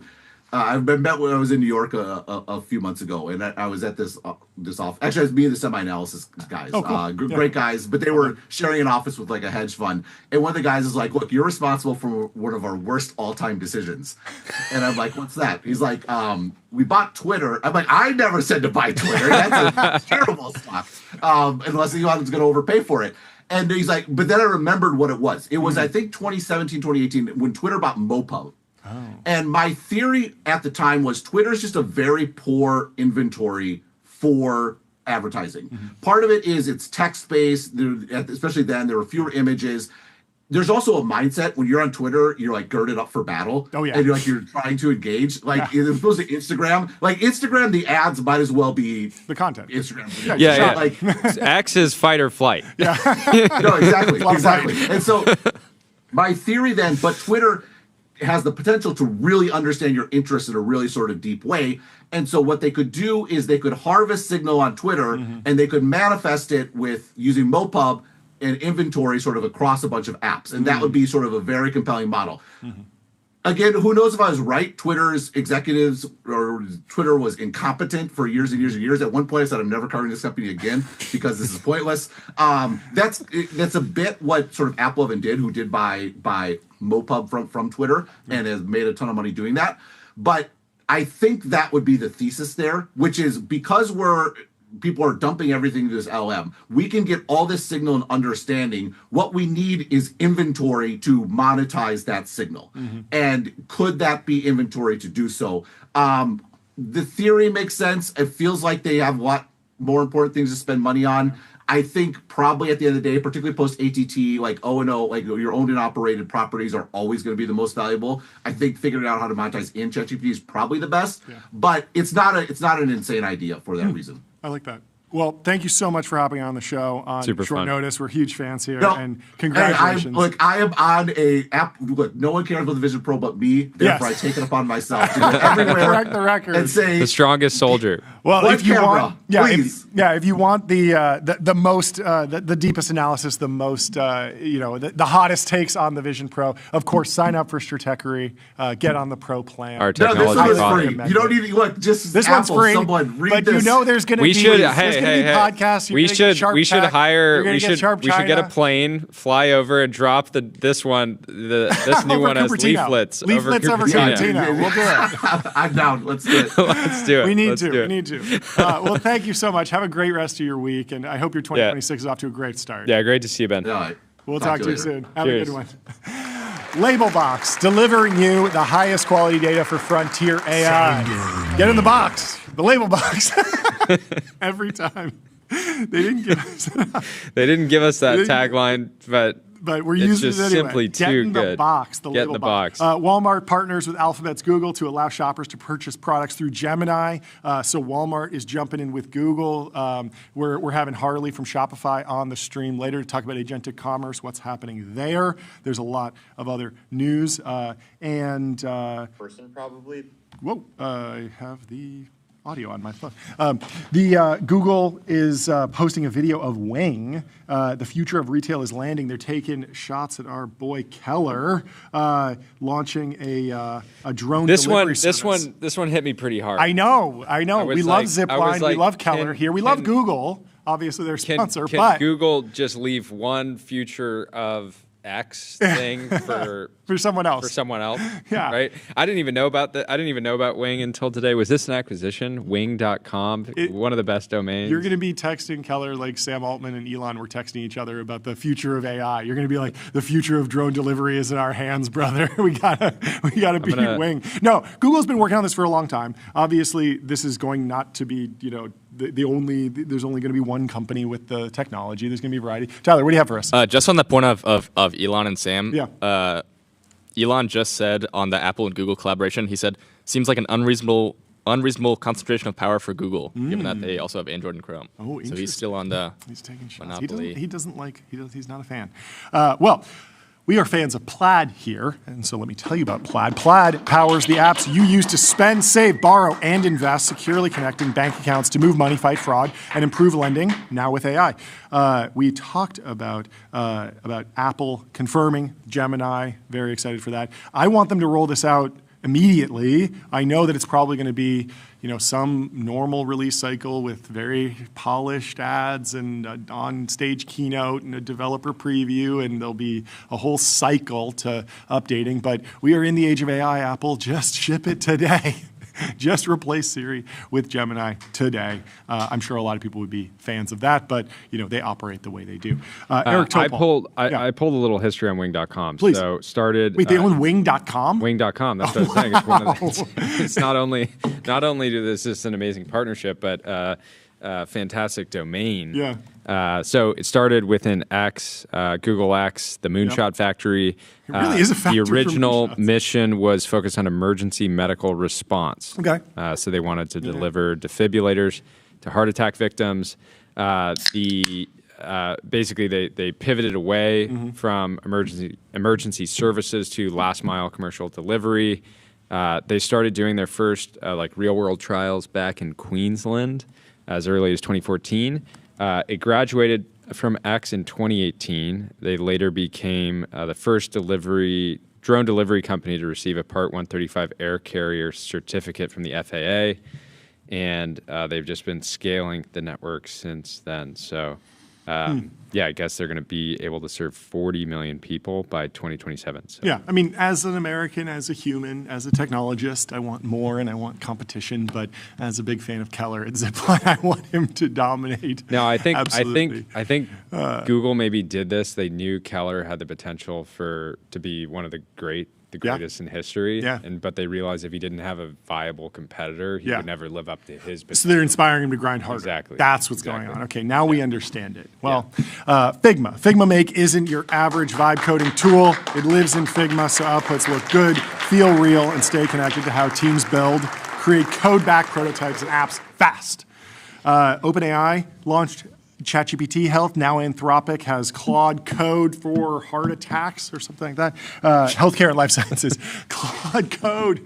I'm dying. Give me blood transfer. Don't make mistakes. I used Cloud Code this weekend in a funny way. I was having slow Wi-Fi, which of course is a weird thing to go to Cloud Code for because it uses the internet, so you're gonna have slow interaction. I had to diagnose my. I gave it a prompt. I said, what did I say?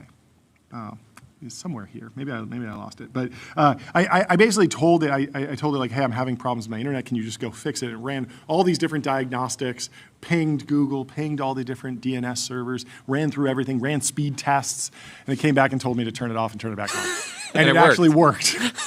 And I could have saved myself like 45 minutes of sitting there being like, yes, I'm okay with you using curl. Yes, I'm okay with you using wget. So the entire time, super intelligence was just turning it off, and then back on again. It's Lindy. It should have just preempted me and just been like, look, dude, have you at least turned it off and turned it back on? Anyway, Tyler, what do you think? If Claude was being slow because of the Wi-Fi, then that's an example of self-improvement. Self-improve. Oh, it improved itself. Yeah. Yes. It improved itself. Yes. Boom. Yeah, it was a weird issue. I had really high ping, really like the bandwidth was fine, but the ping was really bad, and so it was very annoying. But it did resolve it, and at the end of the day, Claude Code did a very thorough job of telling me some time-honored advice. So thank you to Claude Code. Interesting that everyone's pushing into healthcare. I'm still waiting for the push into legal. I'm wondering if that'll happen or if that's more complicated than healthcare. I'm also wondering maybe healthcare is more lucrative, more viable, more. I would love to be in the meetings where they have prioritization of what whose lunch they're trying to eat off. whose plate should we eat off of? Let's lunch decide. meeting. The lunch meeting. Well, New York Stock Exchange. If you want to change the world, raise capital at the New York Stock Exchange. We love the NYC. Can't wait to be out there. Again, we're planning our next trip. So stay tuned. Cannot wait. Meta CEO Compute. Zuckerberg is launching Meta Compute, planning tens of gigawatts this decade and hundreds of gigawatts longer term. This effort will be led by Santosh Janardhan and Daniel Gross, DG, back in the mix. Santosh will continue to lead our technical architecture, software stack, silicon program, developer productivity, and building and operating our global data center fleet and network. Daniel will lead a new group responsible for long-term capacity strategy, supplier relationships, industry analysis. Let's give it up for industry analysis. Love it. Planning and business. Let's give it up for planning and business modeling as well. DG, this is not his first rodeo. Do you remember the Andromeda cluster? Yes. NFDG. That was really, really cool. Early and so right on that. They front. were doing, was it AI Grant was the name of the program? So they backed a bunch of companies, some crazy companies in AI Grant too, sort of an incubator, accelerator model, a bunch of early stage companies, smaller checks. Give me the details. Let me just read this. So in the first batch, they had Perplexity, Cursor, Replicate, Chroma. Chroma too. I think they had, didn't they have Julius? Julius was in maybe a Is that second the first batch. one? It might have been in the second one. But Insane. there's so many bangers. If you just go to the site, it lists all of them. It's amazing. And so what they did was they went and bought a whole bunch of GPUs. They built a cluster. And They had a made it feeling that available, GPUs would be important. And it was. So basically anyone in their portfolio was sort of default GPU rich, at least for a little bit, although of course the resources were shared. And I have heard about another accelerator doing this recently. I need to confirm with the head of that accelerator if it's okay to share, because it's very exciting as well. But I was asking them, like, what does it mean to build a cluster at this level? Did you buy land? Did you build a data center? Or did you just go to Microsoft and say, hey, cordon off this little rack of GPUs. We want those to be dedicated leased instances. And I believe it was more of the latter, but still not their first rodeo here. So I think this project's in good hands with DG. So let's hear it for the Meta Compute. Meta also brought on Dina McCormick. Oh, yeah. Who joined Meta as president and vice chairman to work on partnering with governments and sovereigns to build, deploy, invest, and finance Meta's infrastructure. This is making wave on Truth Social. I saw. Governments getting involved in financing Meta's infrastructure. So he's like, Sam, they said it. I'm going to say it now. It's not a backstop. It's the front door. Dina was a former deputy national security advisor. Well, we have a new sponsor of the show, Sentry. Sentry shows developers what's broken and helps them fix it fast.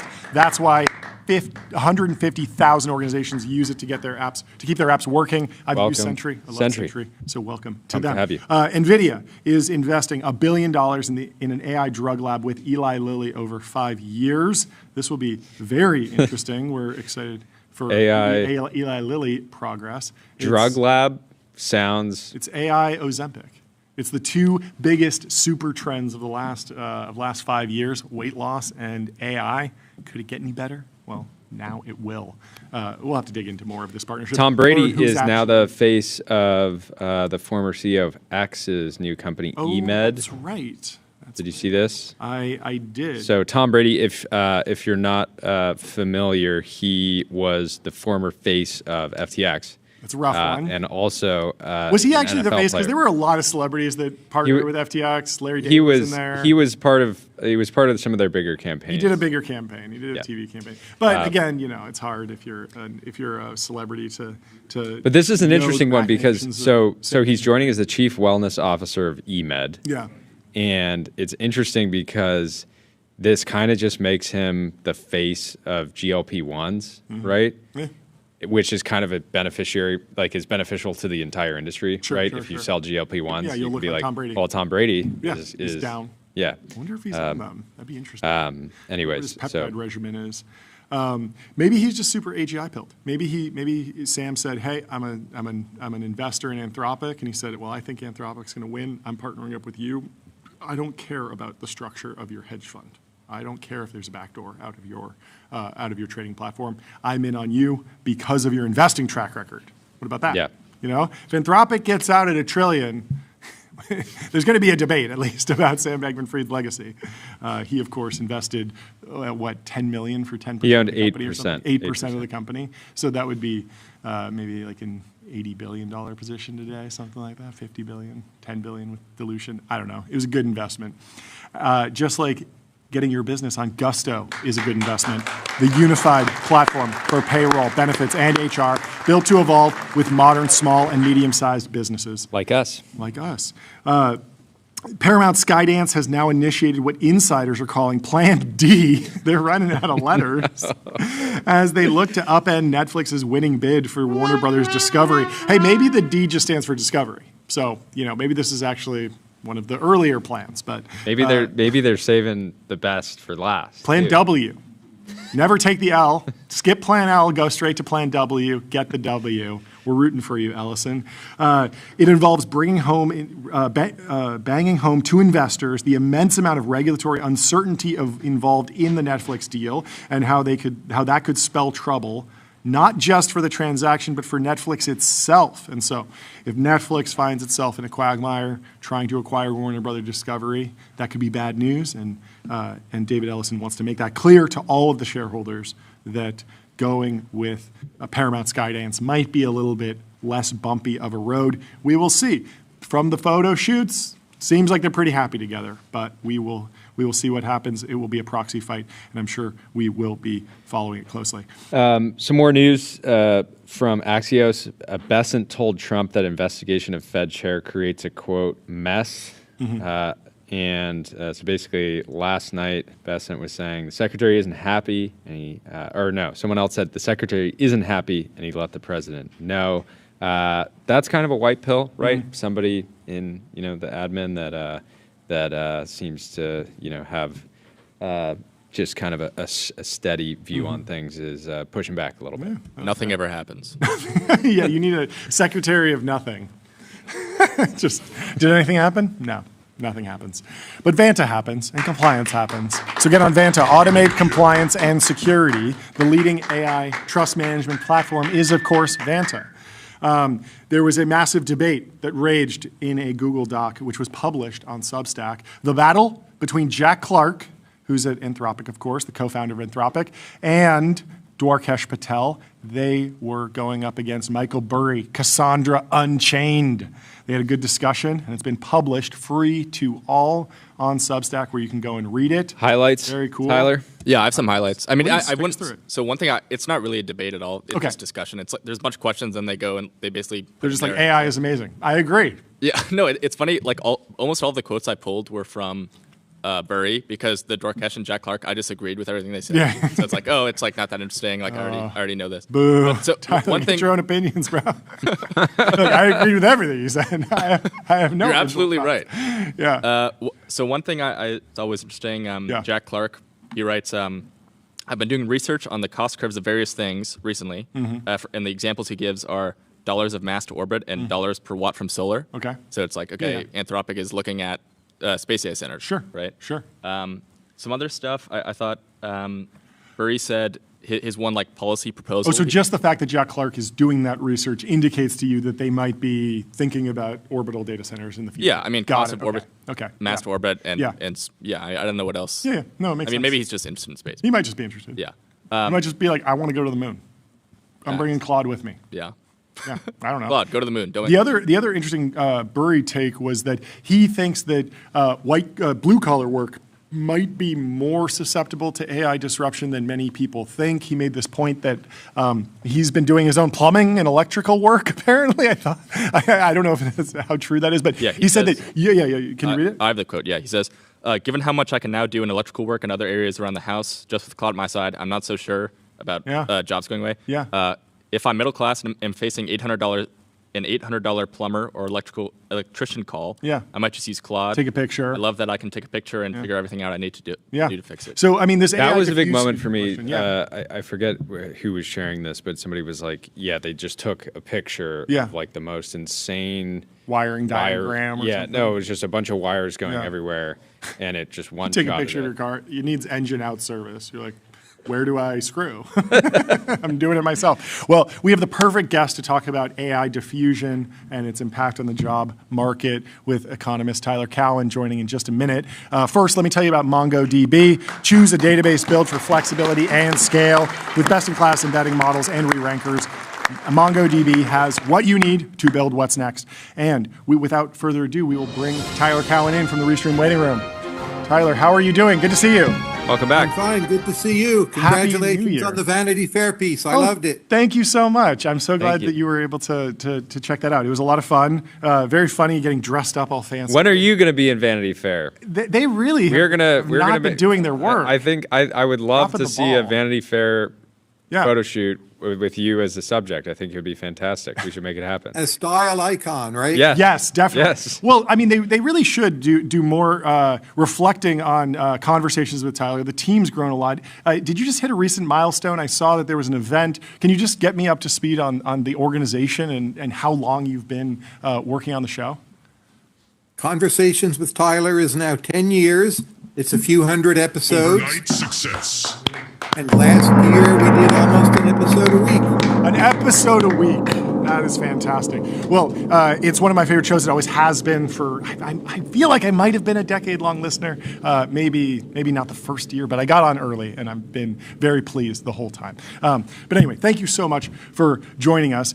We first wanted to have you reflect on this point from Michael Burry that artificial intelligence might displace more blue-collar jobs than people are expecting because you can now take a picture of your toilet and learn how to do plumbing, or you can take a picture of an electrical panel and you can do your own electrical work. Does that resonate with you at all? Do you think that there might be some substitutive effect in the DIY community that might have an effect on those trades jobs that previously have been rumored to be very AI resistant? Well, that's true, but there's still a net job boost coming in those areas because there'll be all these new projects, new data centers, new sources of electricity, and they need plumbers. They're not all going to use ChatGPT to take the photo and try to figure out how to fix the thing under the water, whatever. Yeah. So the house call plumber, maybe that goes down by 20%, but so many other new things happening, terraforming the earth, whatever, other countries, Africa developing, those jobs will be doing great. Yeah. How are you? That's it. I agree with his example. Sure.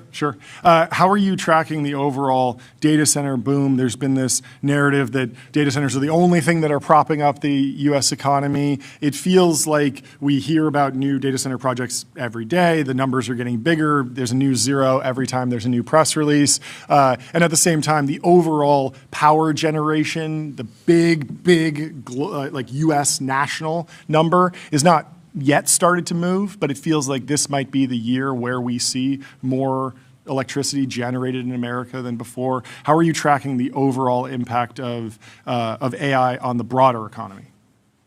We need to do much better, but I think it's wrong to feel that without the data centers, the economy would collapse. Those resources would be used to do something else and different. It might be less risky, it might be more immediate. Actually, consumption would be higher in the short run, if not for AI in the data centers. So what we're doing is investing longer term, taking some risk, boosting medium-term productivity. I'm all for doing that. But again, without that, we'd make more toys or more hot dogs or more something else. So no big deal. How often are you listening to AI music? I try it reasonably often, but I don't yet listen to it because I want to. It gets closer every time. I would say within 2 years, I think I'll be listening to it on purpose. But right now, it's experiment and tracking the field, not for enjoyment. Sure. Do you find the act of playing the game of trying to generate a song that you like more entertaining than the actual resulting music? No, I don't find either entertaining. For me, it's the pain. Yeah. I have a very large collection of albums and compact discs. I can hear literally the world's best music at my fingertips when I want to, and the other is a distraction. I do it as my own investment in seeing where things are headed. Do you think there's I had particular... someone share an interesting anecdote recently, which is that one example, a professional singer who made who's sort of top of their field within country music. They made something like $400,000 last year, basically going into the studio and recording sample tracks. Basically a songwriter would make a song, they would sing it, and then they go out, this person would sing it, and then it would get pitched to other artists to be made into like a hit, right, and actually be produced. And his work literally went to zero because of Suno this year, and he doesn't have the ability. Nobody hires like a backup singer to go on tour. Like you can be like a studio guitarist and get live jobs, and so their work went from because now people can just prompt with Suno and say, hey, use these lyrics, apply it to this track, and make it sound like this artist. And so that's just been kind of an interesting space. And I was talking to another friend yesterday that says basically everybody is using Suno at scale, and very few people in the industry are willing to actually talk about it. Interesting. So I played some for my wife recently, and she said, I hate it. And I said, why did you hate it? And she said, I hated it because it was good. And that's where we're at right now. That is. But yeah, it's notable too that it's maybe not. It's not great for like the end listening stage yet, but it's totally good enough for like the sampling for the professional kind of workflow side of things. Yeah. Do you think there'll be sort of a legal reckoning, figuring out how all the royalties flow through these models and saying that, okay, there's 1% Taylor Swift in this generative sample and 2% someone else, and then all of the money from like sort of like a more complex rev share that might flow through these generative models? I don't know if that's practical. I mean, the Beatles took from Chuck Berry, Buddy Holly, Carl Perkins, everyone without paying, and the world went on, even whether or not it was fair. And I think we're going to redo that experiment. I don't think it will be all that different. Most musicians don't make from recording anyway. Yeah, no, makes sense. Have you tried Claude Code? No, I have not. I've been meaning to, but I've been traveling, and I'm finally back home, and I will be trying it. Everyone tells me it's amazing. Yes. People are maybe one click behind you. I remember you declared 03 AGI, and now people were maybe hesitant to call the game there, but many more people have jumped in with affirmations that Claude Code is AGI because it can do so much more when it actually has access to your full computer. But it is a little bit more cumbersome to get set up. How did you process Powell's video yesterday? Oh yeah. Well, it was terrible what Trump did. Fortunately, most of the markets did not react very much, but gold and silver went crazy. To me, that's a sign that the dollar is much less of a safe haven, and Trump is going a bit, what I call the Captain Queeg route, and he's just not reliable. And that's very bad, but I don't think it's really going to change inflation or interest rates very much. Is that just because Powell will hold steady? No, because we already wrecked the independence of the Fed, which I'm not happy about. But that's the ugly little truth behind this story. Yeah. That's why it's not been worse, what Trump did, is because it was already wrecked. Why is Fed independence important? Sometimes the central bank needs to do things that are not politically popular, and they need that shield to do it. But the basic problem is our debt and deficits are so high that over time we will monetize them to some extent and have higher inflation, because we prefer that over higher taxes, no matter what we might say. And so the Fed independence is taken away through that mechanism, apart from whatever Trump said yesterday. Oh, so just so by we're in bad shape. Like, I'm not telling you not to worry, Yeah. but I'm telling you should have been worried to begin with. Black pill. So yeah, you're saying that just by running high deficits, that reduces Fed independence. And that's an old story, but it's now closer to a tipping point. And Trump is making that much worse. So I would say his actions on the fiscal front do more to hurt the Fed's independence than his words, but they're both bad. Can you walk me through your mental model for thinking through what the right level of debt for a nation is. Some of the numbers get so big, it's trillions of dollars. It feels very abstractly bad. But then if you look at it more like a mortgage relative to, debt to income, it feels maybe more reasonable. Like, how should, nations think about the level of indebtedness that's appropriate? The United States is a special nation, and we can get away with more debt, which is great for our living standards, but it's bad for our political responsibility because our leaders all know we can get away with more debt. I think what we'll need to do at some point is have half a dozen years of something like 7% inflation, get the debt down. It won't at all solve the problem. The problem will never go away, but it will give us some breathing room. We'll then lower inflation, maybe have a recession, and start all over again. And it's highly unpleasant, and a lot of people will be thrown out of work and living standards will be lower. But we've already spent that money. We can't default. And that's facing us over the course of the next 10 to 15 years. But I don't think the world will end. Is America's position in AI the biggest counterbalance to all that, like, sort of negative view?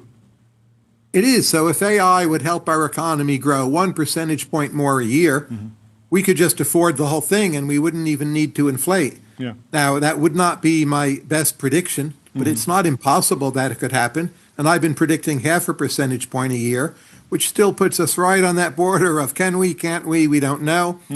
I wouldn't want to stake the whole house on that. But again, there's some chance we'll squeak by due to AI and assorted productivity gains.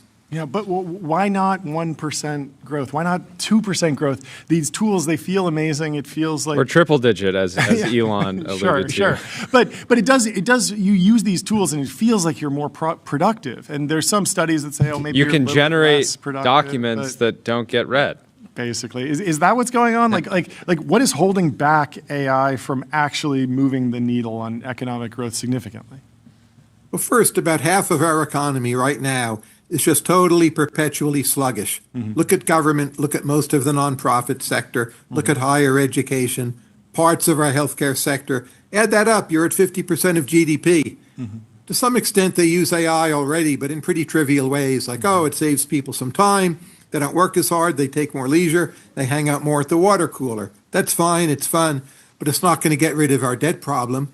And then you have some startups, you have programming, you have the dynamic parts of our biomedical sector that are already using AI a lot, but the more they use AI, the more efficient they become, and the more the inefficient parts of your economy are left over, and it's just really hard to grow much faster, unless you're like China playing catch-up. Yeah. So the number's hard to estimate, but GDP is a huge mound of stuff, most of which is produced by people who are neither white nor black-pilled on AI, and it will take things a long time to change. Yeah. How do you think about the legacy of Thomas Piketty and the new debate over Piketty in the 22nd century? I believe, was it 21st century, 22nd century that Dwarkesh wrote about? 21st, 20. It's in the future. 20th century. Talking about economic inequality, increasing gains to capital, and increasing returns to capital. Dwarkesh in the did 22nd century. Piketty did 21st.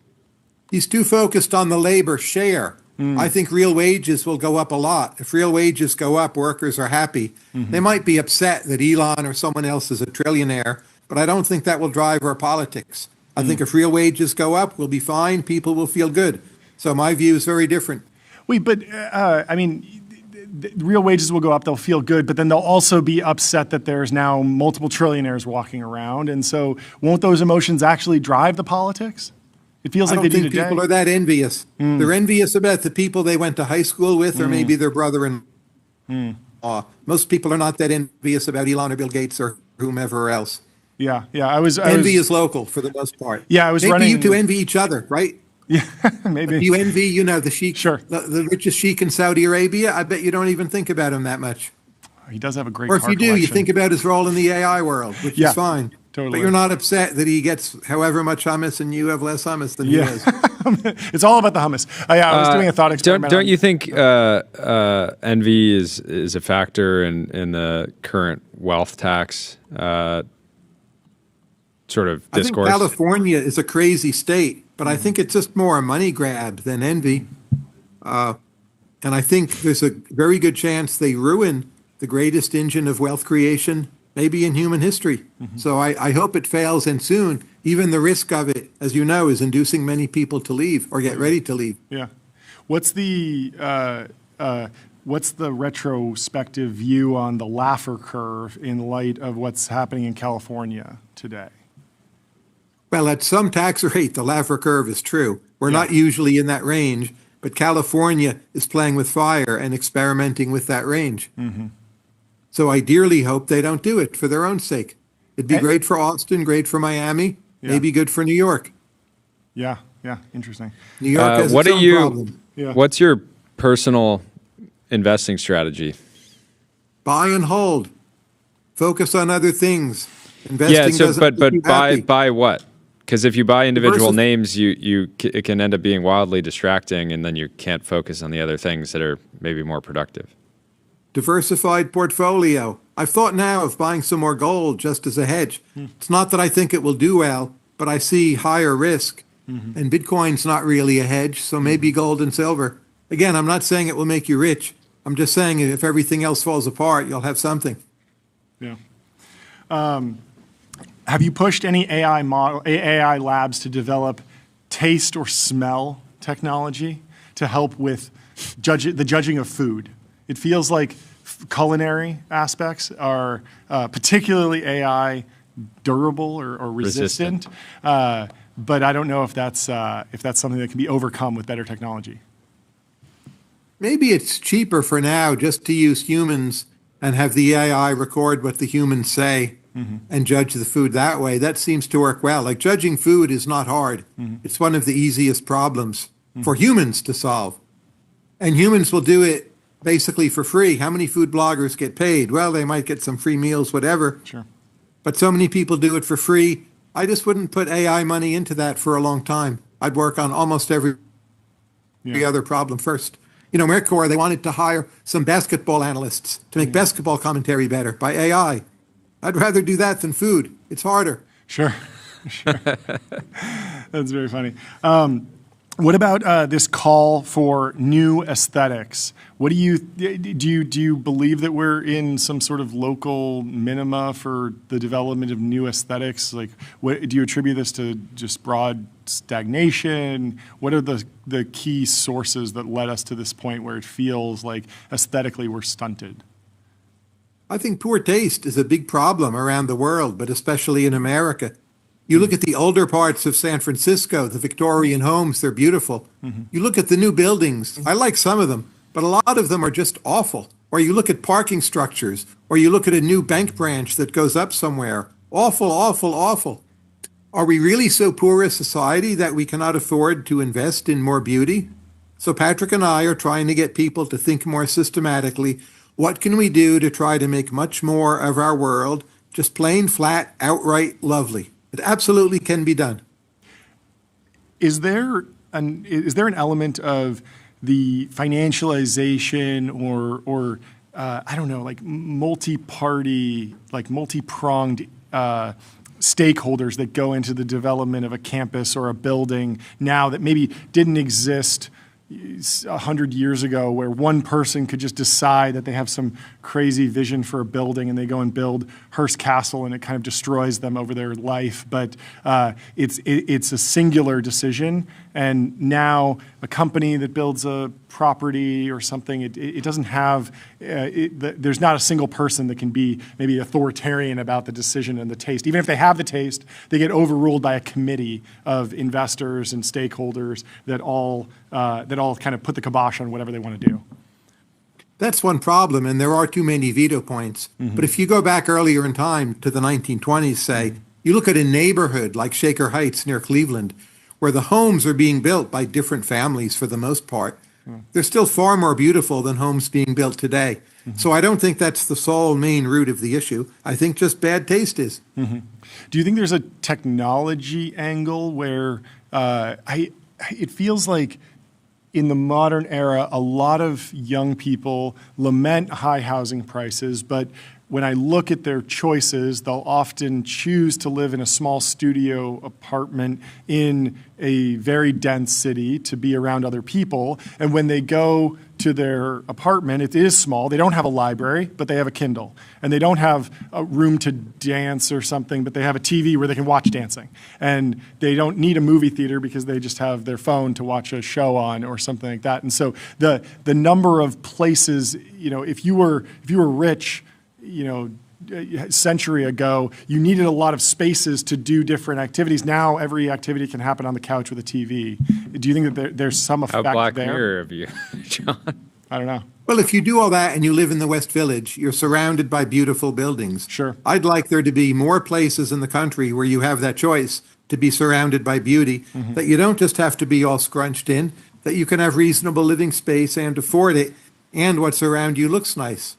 Again, people have done this in the past, even the distant past, even sometimes in medieval times. So to claim we can't do it now, it's simply a failure of will. There are laws that need to be changed, procedures that need to be changed. But I think the first step is just to wake people up and increase awareness. Yeah, it feels like the YIMBY movement has a serious amount of energy behind it, and yet in my lifetime I haven't seen that much movement on it. Maybe the ADU law in California is moving a little bit, but it still feels incredibly slow to get permits. Is there a dynamic where landowners, property owners are actually pushing back against that? My feeling is that the ADU support for ADUs doesn't actually really increase the housing supply, because a lot of people are like, you'll let me put another structure on my property? Great. I have an doesn't mean office. I'm gonna like suddenly like it's a new single family home, right? Yeah, I don't know. What do you think? I think the YIMBY movement could go much further if it could promise it would boost housing and make neighborhoods prettier. Right now, it's like, well, we're going to boost housing, costs will fall, that's wonderful, but maybe your neighborhood will get uglier. Sure. Say you do it in Buffalo, you replace the old with the new. Yeah. The new's probably uglier. Yeah. I don't like that. I think YIMBY would have a lot more successes when it can promise beauty. Yeah. Sorry, on the new aesthetics, I heard a critique or an idea that new aesthetics come from problem solving. And so it's less about the taste and opinion and will, and more of there's a specific problem in society in a particular neighborhood, and then a design emerges to address that particular problem. And so the critique was that we won't get the new aesthetics until we identify particular problems, or maybe the bland aesthetics are solving for a particular set of problems that are in front of us. Does that resonate with you at all? Not that much. I mean, I would say the problem is ugliness. If you look at older structures around the world, especially in Europe, but often in the US, they can be very ornate and have all kinds of flourishes and small details that are lovely. Those are not solving problems. They're put there because people think it will make the thing look better. So it's not mainly about problem solving, but I'm not against solving problems, hardly. Sure. Has there been any studies on the effect, the local effect of brutalist architecture? Like, does it make people like stay at the office longer or anything? Because I can actually, it's funny, I can appreciate brutalist architecture when it is surrounded by nature, like in a big way. It stands out as contrast. Yeah, it's a nice contrast, Yeah. and it feels like a triumph of man in some way. Yeah. But it oftentimes will make a neighborhood much less warm. Right? A shipping container home in a forest sometimes can look beautiful if you yeah. see it as a getaway. But yeah. Is there any like what made brutalist architecture be such a force in the world? People don't like it once they live in it. Personally, as a tourist, I often enjoy it. I think it's interesting or sometimes creative, but it's not the model I would want to seek to spread through the world. Yeah. Because to live with it all the time, I think it wears thin on you. Why it ever got as far as it did, maybe England is the best example. The 60s, the 70s, it's just cheaper. They're in a hurry. Concrete is easy to manage. You have a bunch of planners who think they know better. And a lot of it was a big mistake. And, I would say maybe England got the worst brutalism. Maybe parts of communist society got the best brutalism because they really needed the structures after World War II. But I don't think it should be our emphasis moving forward. We want to move away from that. Do you think there's 8 billion people on Earth? because there's a What's popular the exact number of people on Earth? No. Can't GPT tell me? The backstory is that there's a growing conspiracy theory, specifically on X this weekend, movement of people that are just saying there's no possible way. Google says it's 8.2 billion. Yes, but this is many people are disagreeing with one of China's official data. One of the arguments is that in certain countries, China among them, there are incentives to inflate your local population number, so you get more resources from the state. You do that, you game theory that out across the entire country. And there's a homegrown effort in China from people that are trying to prove this, and they're going and they're finding these cities that are just barren. Dissidents. It's a city that has 1,000 homes and thousands that might just be overbuilt, structures. Though, but yeah. Well, yeah. But there's like a homegrown movement to prove that China does not in fact have as many people as the official numbers claim. What do you think? I think there's a modest inflation there. Okay. But if there's a betting market on this, I'd love to get in on it. Okay, that's good. That's good. I'm going to bet on 8 billion or more. That's my bet. Yeah. Okay. But if it's 8.1 billion and not 8.2, that I can believe. Sure. Yeah, that makes sense. Back on the architecture question and the aesthetic question, it feels like when people are dissatisfied with the current status quo of architecture or any aesthetic, there's often some sort of emotional response to return to a previous era, to just go back in time. And I'm wondering if you think that is the solution. We need more Art Deco or mid-century or all sorts of different, Gothic structures, or go back in time to just build new buildings that look like they're hundreds of years old, or you think we actually need something that's entirely new and never before conceived? Yeah, everyone draws from the past. Mostly, I think we need freedom to experiment. It's not that I want everyone to follow my preferred path. The city where I love what they've done with new things and somewhat older things is Helsinki, Finland. So personally, that's what I want. But do I want every city to look like Helsinki? Of course not. Yeah. Or the modern parts of Copenhagen, I think, are quite striking and beautiful. So those would be my preferred directions. But most of all, it's about simply the ability to raise your hand and say, this is ugly. We don't want to do ugly things anymore. And we all look around for different ways of avoiding that outcome. Yeah. I mean, the risk is that you just have NIMBYs that say, I think everything looks ugly and I don't want anything to build, I guess. If you have the option to raise your hand and say, that's ugly, we shouldn't build it. I don't know. Earlier on the show, John was sharing how in 1947 there was a very, very small number of televisions in the U.S., 16,000. 8 years later, it was 32 million. So we were talking about how that was effectively a fast takeoff, a hardware fast takeoff. Do you think we can see something similar in robotics? There's a bunch of different exciting projects, a lot of which we've covered on the show. I saw a video of a robotic hand yesterday spinning a screw perfectly, and it looks like it's sped up like 10x, but it's actually in real time. So it's like spinning a screw, 20 times faster than a human can. Interesting. But yeah, so I think people see the current state of humanoids today. They can do cool demos and other robotic form factors, but it doesn't quite feel like we could have a population of 100 million of these in 3 years. But who knows? I don't think we yet see the killer app in the home. So if I ask myself, what do I want? If I could have a fully functioning robot that would be like a maid or a butler, that would be useful to me. But most things short of that don't quite seem worth it. Do I have a Roomba? No. I don't know. What if there's a mechanical vacuum cleaner that goes around on its own when I'm at work? Fine. It just doesn't seem that necessary. I do my own laundry. It's a welcome break sometimes. So I think we're still waiting to see the killer app. Yeah. Any other technologies that you're excited about this year? Well, everything in biomedical. I mean, even without AI, progress against cancer. Yeah. I think youngish people today will die of old age and maybe live to 97 or whenever the time is. And that's already in the cards. You don't even have to be a big AI optimist. I don't think it will be soon. To me, it seems like a 40-year process where you have some gains coming now, but it's mostly complete within 40 years, that you just won't die of most of the things that kill people. Cancer, heart attacks, there'll be accidents, and there'll be deaths by old age. Yeah. That's an extreme white pill. I love it. And that's likely. Yeah. And again, it doesn't have to rely on AGI, though. Of course, AGI can help and accelerate that.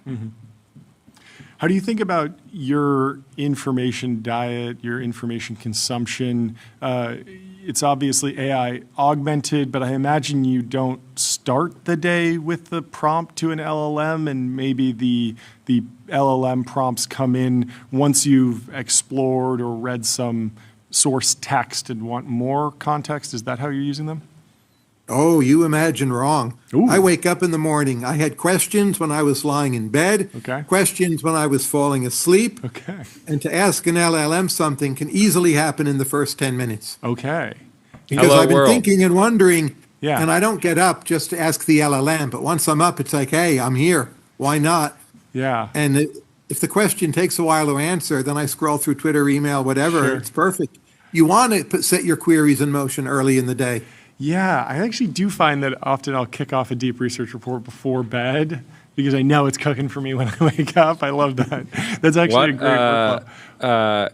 Iran is sure. in flux. Very, very hard to tell, what the outcome will be there.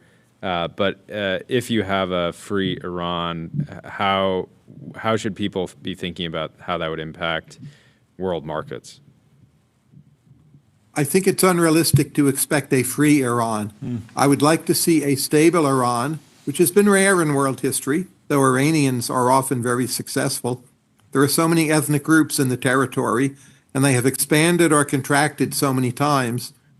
What they need is stability and some breathing space and a government that's not one of the very worst in the world.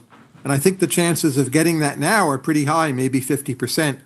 But we should set our sights a bit low and not actually reach for too much, and let the Iranian people over time, make it as good as they can, and not have it be a question of outside influence. So, oh, we're giving you this, we're making you do that. I think that's counterproductive. What about the looking back, the postmortem on the tariff and the trade war from last year? Obviously, the markets did very well, even though they were tumultuous during the process. What's the economic view on the impact of the tariffs in 2025? Not as bad as we thought, but no gain, no upside. Manufacturing in this country, manufacturing employment, they're still falling. Yeah. Our allies are mad at us. People pay higher prices. When I buy my favorite Rainier cherries from Chile, they're $9.99 a pound instead of $6.99 the year before. What's the point of that? So I'm against it. Against it. Well, we are certainly not against your appearances here. We love having you on the show, and we appreciate you taking the time to come chat with us. Thank you so much for coming Always on the a show. pleasure. And Always a pleasure. I'm glad your 2026 is off to a great start. And I hope you have a great rest of the week. We'll talk to you soon. Take care. Great to see you. Bye. Cheers. Have a great rest of your day. Fin.ai, the #1 AI agent for customer service. If you want AI to handle your customer support, go to fin.ai. And I'm also going to tell you about Cognition. They're the makers of Devin, the AI software engineer. Crush your backlog with your personal AI engineering team. And up next, we have Cerebrus in the Restream waiting room. Andrew Feldman is the co-founder and CEO, and we will have him join us in the TBPN Ultradome. Andrew, how are you doing? He's back. Good. How are you guys doing? We're doing great, and we're fantastically. thrilled to not just have 5 minutes today. We have the last We time really you came botched on, your we completely last botched appearance. So our schedule. thank you for taking a shot. Giving us a second shot. Giving us a second chance. There aren't many second chances in life, but we appreciate you taking one with us. But anyway, how are you doing? How's your new year going? I'd love to just hear the state of the business and the level of optimism going into 2026. I think it's an extraordinary time to be in. Well, first, thank you for inviting me back. I appreciate it. It's always good to talk to you guys. Thanks. Look, it's an extraordinary time to be in AI hardware. I think we have seen exceptional interest. We've seen validation in the market. We've been telling people for years that fast inference would be a separate category. Yeah. And so important was this new category that NVIDIA spent $20 billion to buy the number 2 player in it. Wow. And so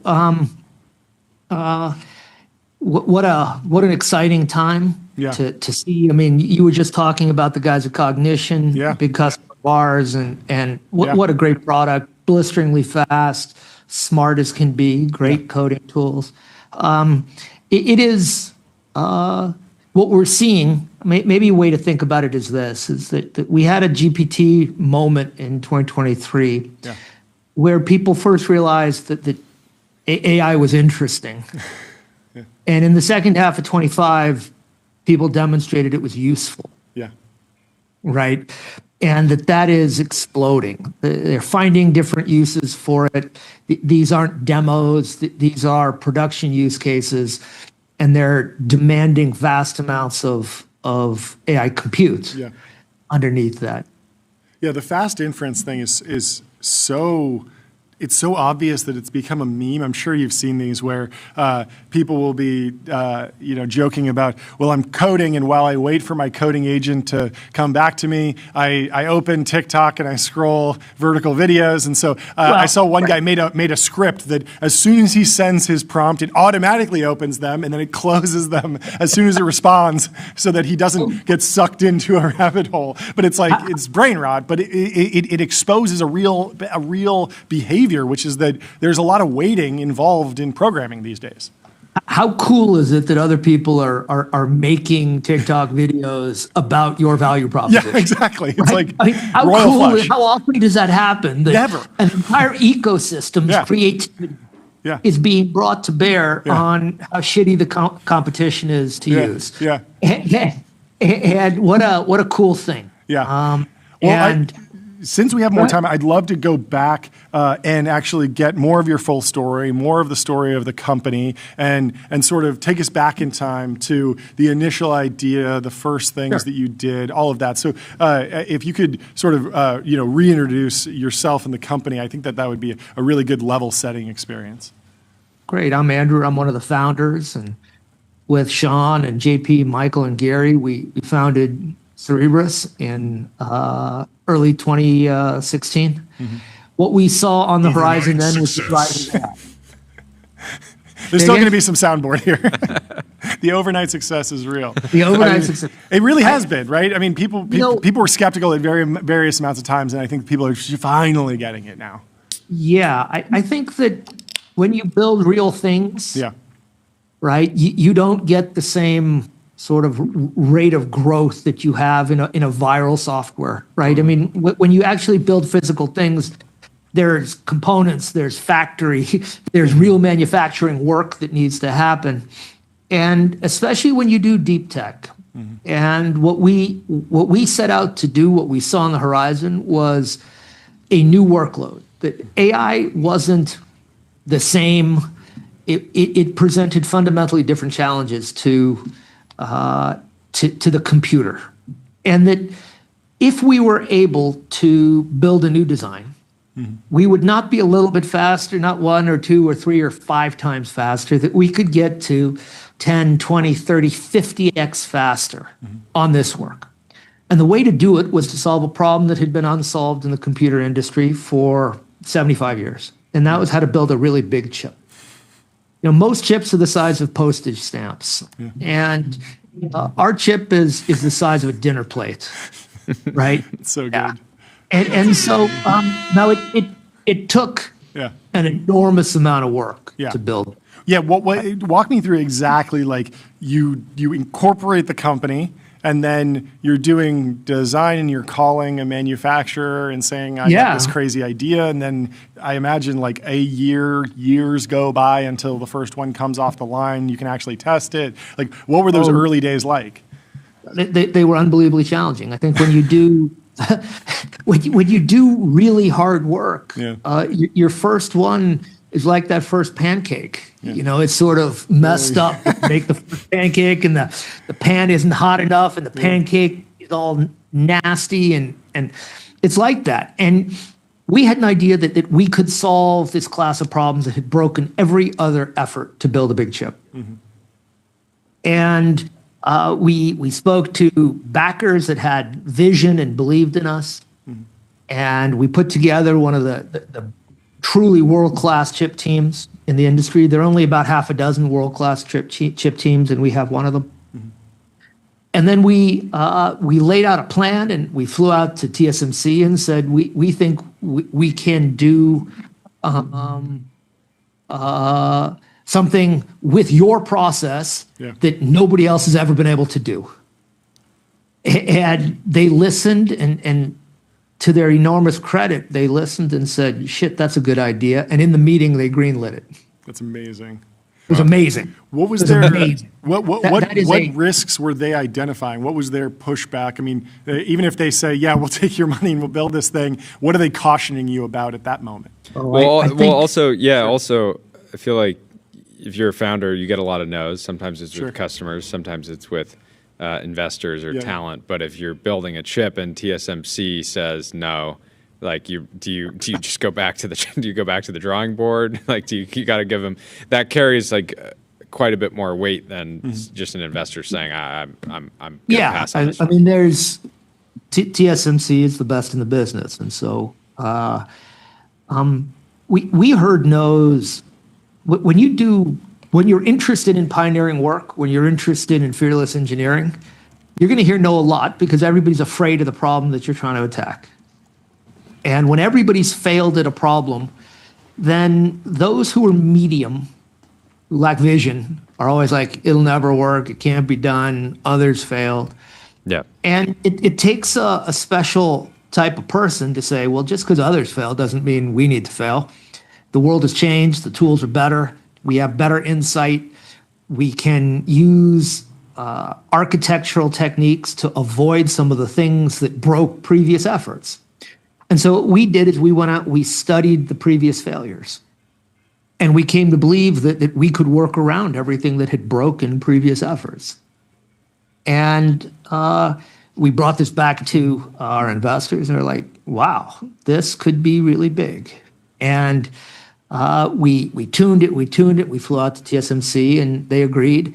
I think even when you do pioneering work, you encounter problems that nobody thought of. Yep.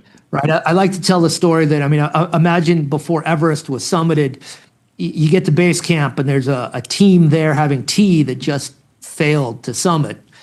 And you talk to them and you go, hey guys, and they say, there's this part about halfway up that's really, really hard. It beat us. No one's ever gotten past it. Right. And you go up and you come down and you're having tea with the same guys and you lean forward and say, that wasn't the hard part. Right. And when you do things that nobody else had ever done, you encounter things that nobody else has ever encountered. And we had to invent materials. We had to invent packaging techniques. The problem that caused, for example, the B200 to be 18 months late was a problem of the coefficient of thermal expansion that we'd solved in 2017.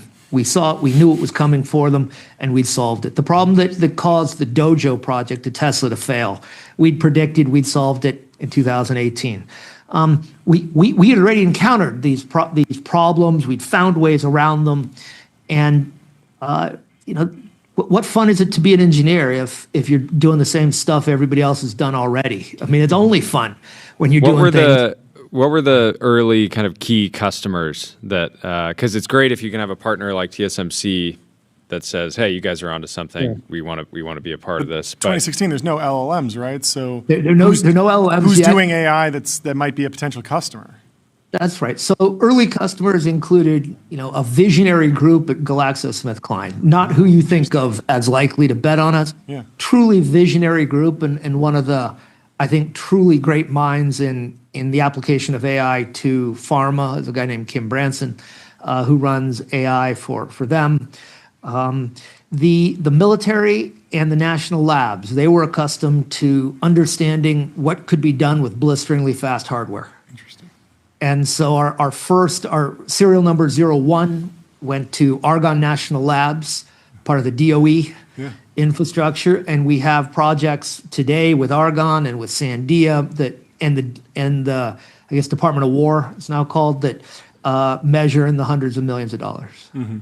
And so they were early customers, and they were willing to take early machines that were a little rough around the edges. And that was our first generation. Then we delivered the second generation a couple years later. and they got better and better. Then we delivered the third generation, and then it took off. And we had the rise of inference as a meaningful workload, and suddenly performance was everything.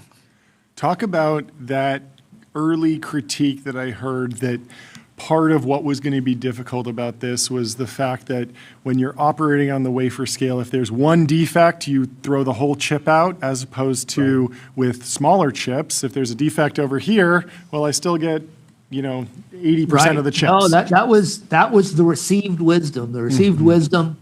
Now remember how this works. I mean, imagine a wafer's like a big circle. Imagine it's a cookie sheet your mother rolled out into a circle. Yeah. She takes a handful of M&Ms and throws it up in the air, and they land throughout this. We'll call those the flaws, right? They're randomly distributed. Yeah. And say you can't have a cookie with M&Ms. Your mom goes like this and does a cookie cut through the entire thing. Yeah. And if there's an M&M in it, she has to throw away the cookie. Yeah. Okay? This is exactly how it works. Now, historically, the bigger her cookie cutter, the higher the probability she'd hit an M&M. Yeah. And the more good silicon around it, good cookie dough, would need to be thrown away. This was one of the problems everybody said could never be resolved, and we solved it in 15 months with $12 million. It wasn't even a hard problem. That's incredible. Right. Wow. Everybody, to Everybody this said day, this, yeah. Everybody. And it worked like this. There is another way to solve that problem, and that's the way memory has solved it.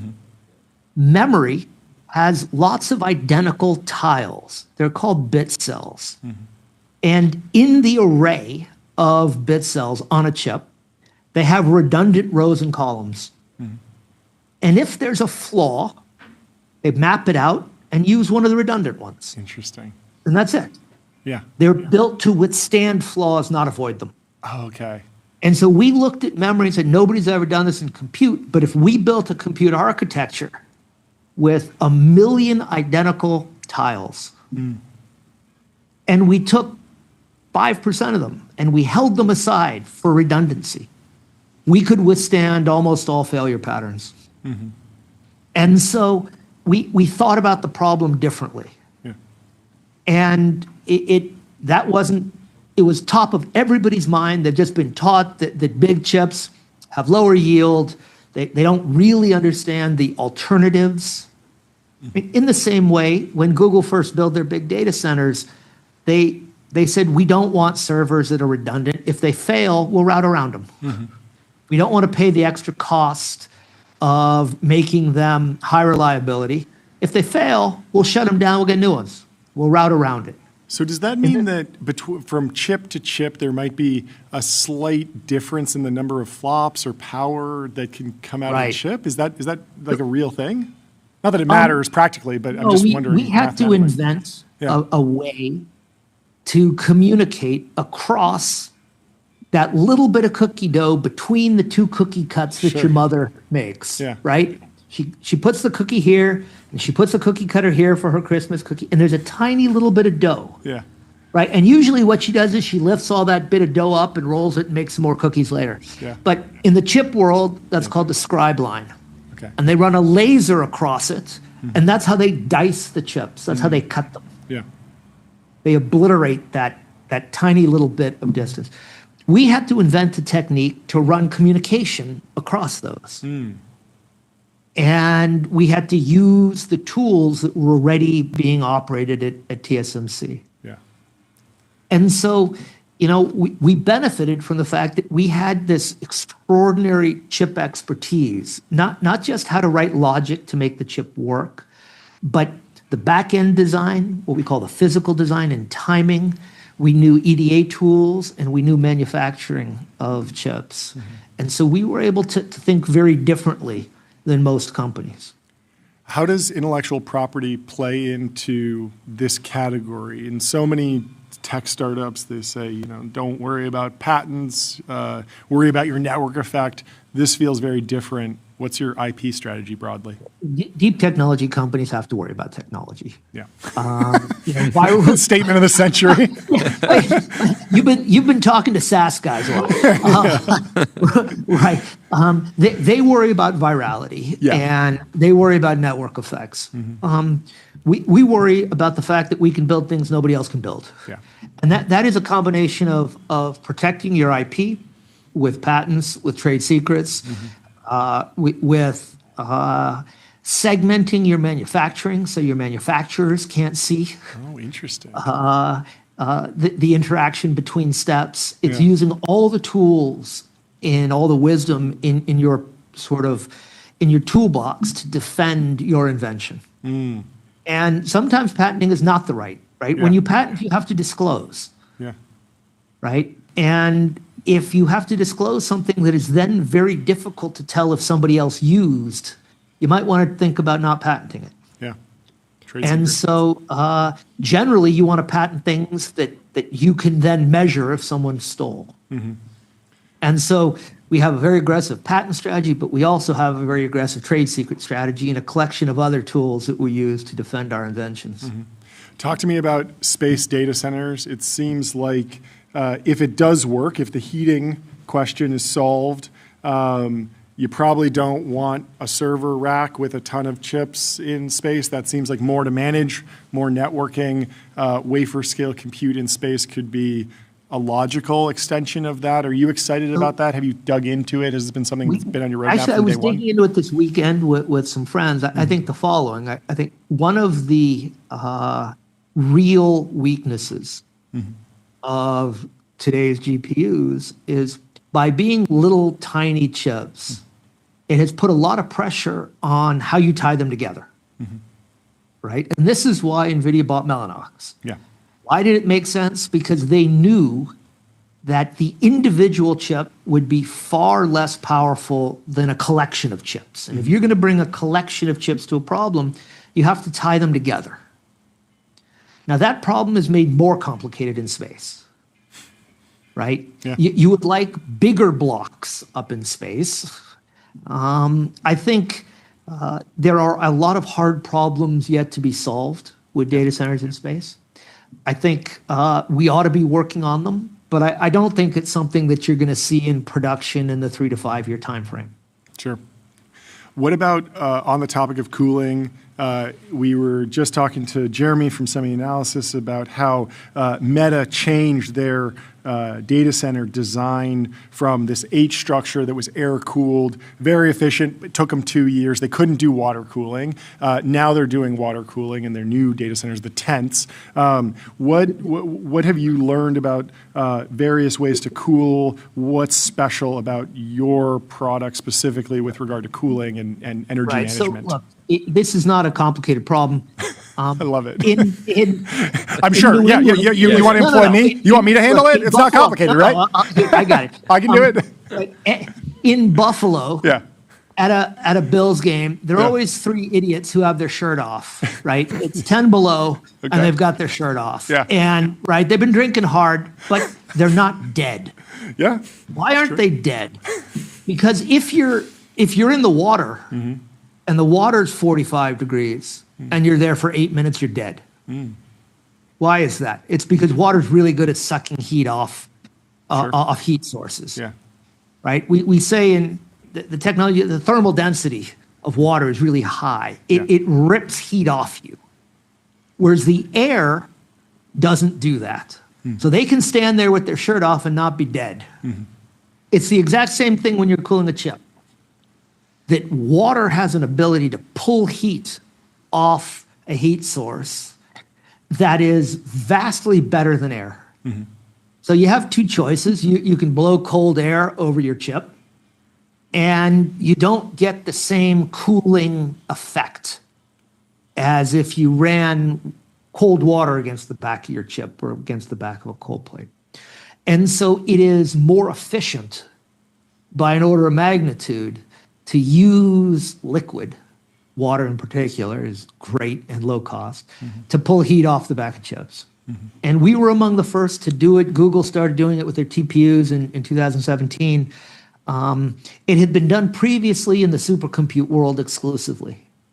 And now, we do it, been doing it for years. And gamers, I remember you build a gaming rig, you get liquid cooling if you want that That's extra right. It's the exact juice. same. Yeah. That's exactly right. Yeah. Gamers have been doing it forever because they want to run those GPUs hot. Yeah, totally. And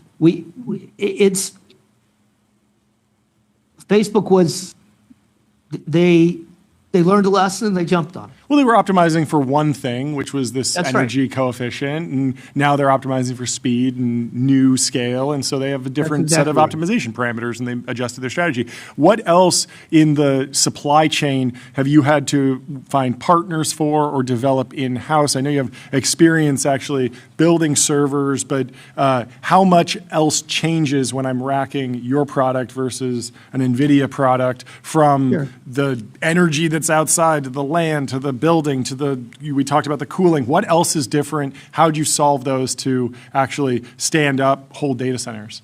Right. So we designed to fit in the exact same footprint as an NVIDIA rack. NVL72. There you go. Right. And so we are underneath that envelope. We will fit in any data center designed for that. There are fewer little boxes to stuff in because we have a bigger box, but we fit in the standard racks. Yeah. You just roll them in. They're exactly the same as you bought for your Dell servers or for your Supermicro servers, or your Arista switches. We fit in exactly the same. We use the same power. We require the same cooling that all high-end AI chips now use. And so we were able to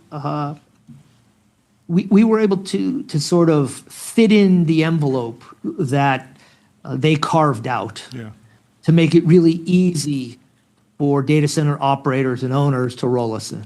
And then on the demand side, are customers who want to use your chips asking, hey, we'd love for you to rack these with the hyperscalers or set up a deep relationship with a bunch of neo clouds, or they want to buy and operate themselves, or they want you to build the data center and just offer basically like an API for them or VM? All of them. All of the above. We have an API service. It's ripping right now. We have customers who buy the hardware and ask us to operate and manage it for them in their facilities. We have customers who buy the hardware and they operate it and manage it in their facilities. We have customers that the whole gamut. You can buy our hardware, you can rent it by the week, the month, the token from various clouds. So it's the customers have sort of consolidated around either they have demand to buy hardware and operate it on one side, or they're sort of under 30 and have grown up in the cloud world and don't want to think about hardware. They want to think about tokens, and then they pay by the token. How what use cases outside of the coding agents you mentioned, Cognition working with you, that one seems super logical in the sense that people are waiting for these agents to complete their really long rollouts, really long, like tons of tokens generated to build a whole app or build a new feature. Where else are you excited about the potential of not just AI this year, but faster AI and faster inference having an impact that might be tangible to someone like a software developer or even a consumer? I think some of the use cases we've seen in pharma are extraordinarily interesting. I think so. That feels weird to me because if I'm developing a drug, it's going to take me 3 months to get mouse data. It doesn't feel like a couple minutes matters. What's going on in pharma? I think it is exactly because the process is so long and painful and expensive that if you can rip a year out of an 18 process where the whole patent is only good for 27 years, you've made a huge difference. Interesting. And so you can run more experiments in less time. Interesting. And the probability that once you run these experiments, you have to go to the wet lab, which is much slower. The probability that the one you select out of the simulation, out of the AI, is a good one and makes sense to go to the wet lab and take to the next level increases dramatically. Yeah. I think the act of being a researcher, right, is really one that AI is particularly well suited to help. You want to scan the literature. You want to make sure that whether it's in Chinese or French or English, that if there's a publication about the gene you're studying, that you're on top of it. You want to be able to scan the literature. Yeah. And basically, every question is a deep research report. And that's so right. That's right. You want to go, if you can go from half an hour to 2 minutes, that's a huge speed up in your workflow. That's right. And so what you're speeding up is the researcher. Yeah, that makes sense. And you're increasing the number of questions they can ask per unit time. Yep. Yeah. And that is a very, very exciting application. Yeah. Jordy? Out of your sweet spot, but how do you expect the memory and CPU market to evolve this year? I think first, memory has historically been an extraordinarily cyclical market, right? I mean, it has had painful troughs and crazy high prices both. And I think right now what you're seeing is a tremendous amount of demand for HBM, which is a form of DRAM. I think those fabs aren't easy to build, so additional capacity isn't easy to bring up. And so you've had this steep upswing of GPUs, which are heavily dependent on this HBM. And as a result, all the capacity for DRAM has sort of moved towards HBM. That's made traditional DRAM and servers more expensive.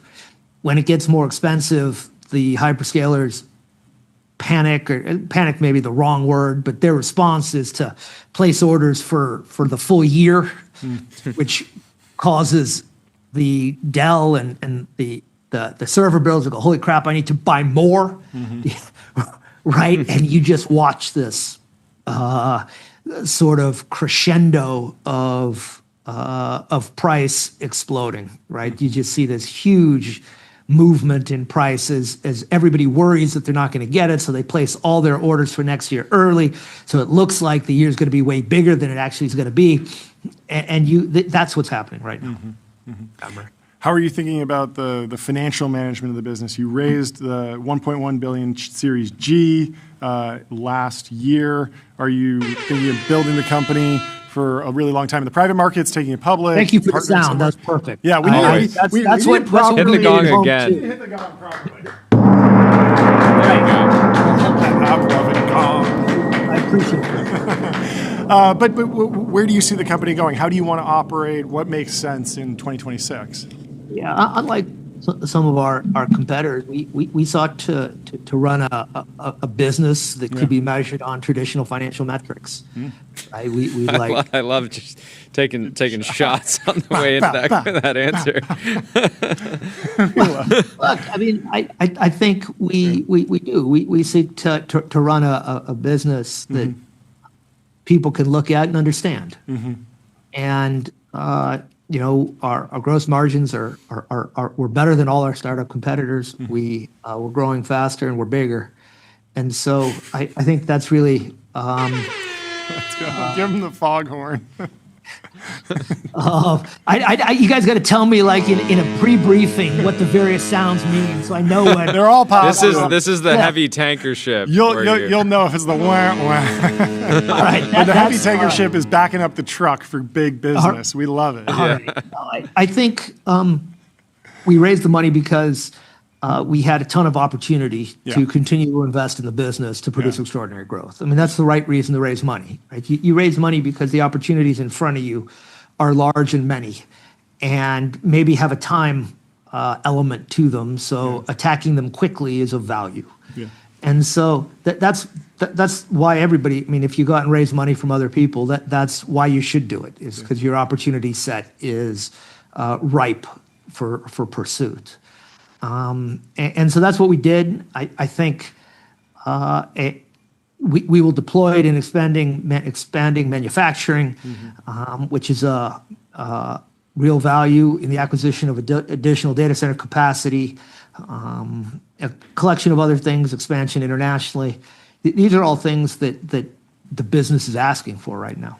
Let's hear it for opportunities that are ripe for pursuit. I like that And traditional phrase. financial I like pursuits metrics. and traditional financial metrics. See those a How lot. can When in the past has it been worth a clap to say that you like positive gross margins, that you'd like Only to? on You'd be TBPN. surprised. You'd be surprised. We've had some people. Only on We TBPN. have people come on. They're trying to bait people by saying, "I don't care about gross margin. I don't care about." Gross Yeah, they margin." do. They do. We care here, and we thank you for caring as well. What can people expect Yeah. out of big any big announcements in the pipeline? And how You can don't have people to work share with you? specifics, but Yeah, I'm interested. in how I people think can work with you can go to Cerebrus.ai and you can try you can see how fast it is yourself, right? I think the beautiful thing about the cloud is that it's a dead simple to demo and to try. And we've got a free tier, jump on it, play around. Ask a GLM model, which is a great coding model, just ask it to make a video game for you. All right, and you will see in 3 seconds it'll make Space Invaders for you. And that will be real code, Yeah. right? Ask it to play pool, to make a two-player pool game, or if you're a physics nut, a 3-ball interaction according to laws of physics. I mean, just ask it to do interesting things, Very cool. and you will see right away the joy, how fun it is to engage with an AI that is truly interactive. That's amazing. And I think that's the best marketing. If you go there and you enjoy it, send us a note. We'll follow up. But play with the AI. I mean, it's Fantastic. screamingly fun. just use it. Well, thank Underrated. you so much for taking the time to come chat with us. Yeah, we hope great you have a to- great rest of your day, and Great to congrats have on all the progress. enough So time to glad we really did that. chat. And yeah, congrats on all the Guys, progress. thank you for having me back. Of It's very much course. appreciated. Anytime. We'll see you soon. Anytime. We'll see you All soon. right, guys. Goodbye. Vibe.co, where D2C brands, B2B startups, and AI companies advertise on streaming TV, pick channels, target audiences, and measure sales, just like on Meta. Well said, John. And I'm also going to tell you about Console. You see it here on the sticker. Console builds AI agents that automate 70% of IT, HR, and finance support, giving employees instant resolution for access requests and password resets. Let's go. We are now entering our lightning round. There you The go. Lambda lightning round. That is have real. The cloud is real. It is lightning in the Nathan Ultradome. from Terra Nathan. coming in. Nathan Let's is welcome in the to- Reach Room waiting into room. the Let's bring show. him into the TBPN Ultradome. Nathan, how are you doing? Very good. Thanks so much for taking the time to hop Dude, on the show. Love the shirt. Is that Fantastic shirt. it almost looked, oh, I thought it was a jacket for a second. Very, very cool. It looks great. Please introduce yourself. Introduce the company. Yeah, awesome. I am Nathan, co-founder and CEO of Terra Industries. I'm a 22-year-old software engineer. And essentially, we're building Africa's first modern defense prime. Wow. And what got you into the industry? What were you doing before? How did you recognize this opportunity? Well, I began my journey in tech when I was 15. Had an accident that made me lose my Overnight sight. success.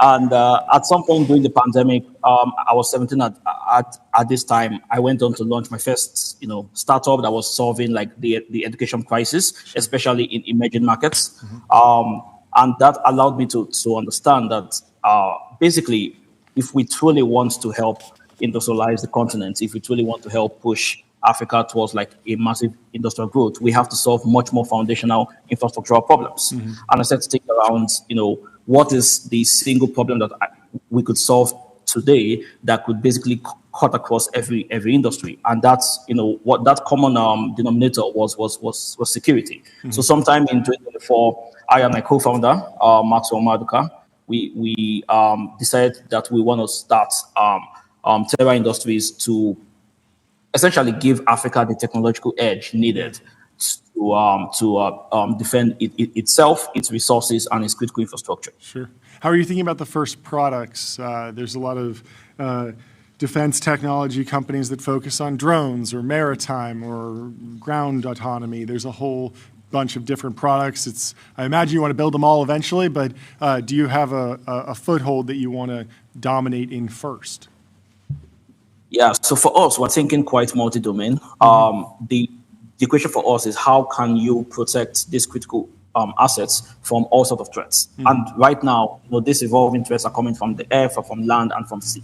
So in the aerial domain, we have our long-range and short-range drones. In the ground domain, we have our sentry towers. And soon, in the maritime domain, we'll be deploying some USVs that will be carrying out large-scale maritime surveillance. Sure. All these different systems are being powered by one unified software platform that carries out data intelligence, collecting all this data from all these different systems, synthesizing that data, and allowing the security agencies to identify and track threats in real time. So this is basically what we're trying to do. You could almost think of it as kind of like the same strategy that Palantir did in the West, but the major difference is we also have to build out the hardware infrastructure that is collecting this data, because there is no like previous surveillance infrastructure that allows us to basically plug in our software platform.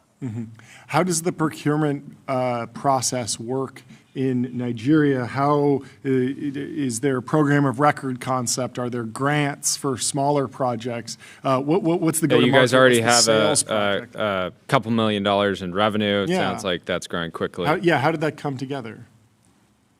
Yeah, when we first started the company, we focused mostly on privately owned infrastructure assets, lower barrier to entry, shorter sales cycle that allowed us to rapidly scale.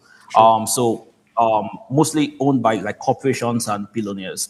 But over time, we're able to build an impressive enough portfolio that allowed us to then sell to governments and militaries. So the defense contracting model in Africa is like fundamentally very different from how it's done in the West. In the West, it's quite bureaucratic. It could take you 1 to 2 years before you get to like a program of record. In Africa, it's quite very network based, and also very solution first. So essentially, no one is really expecting you to write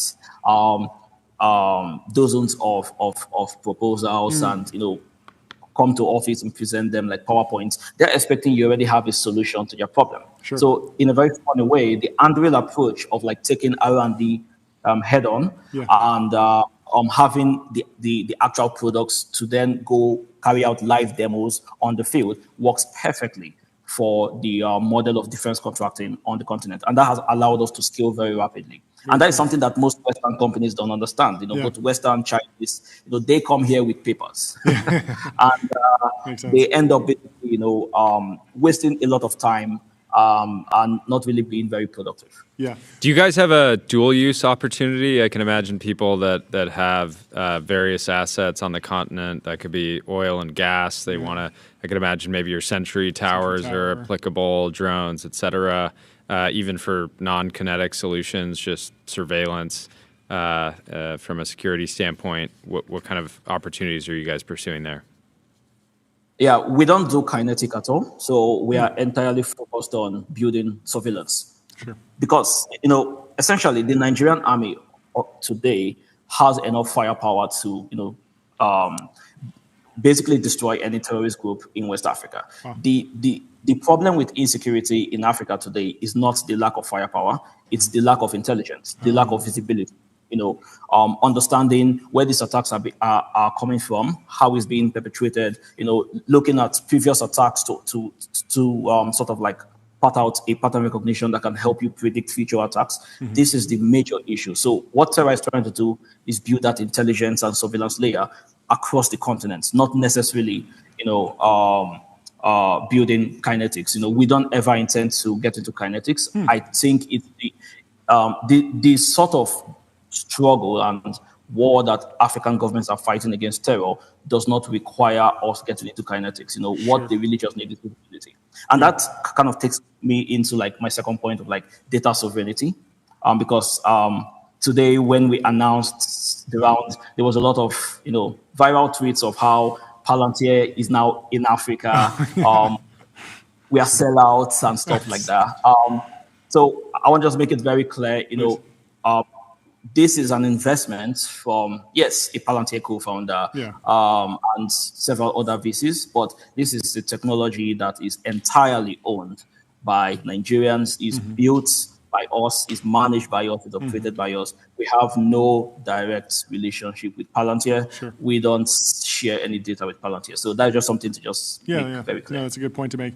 Obviously, as you scale a business, you're going to need to hire a lot of people. Where are the great talent pools in Nigeria or Africa broadly? What's the Stanford? What's the Waterloo? What's the Y Combinator? Where will you be sourcing candidates from? Yeah.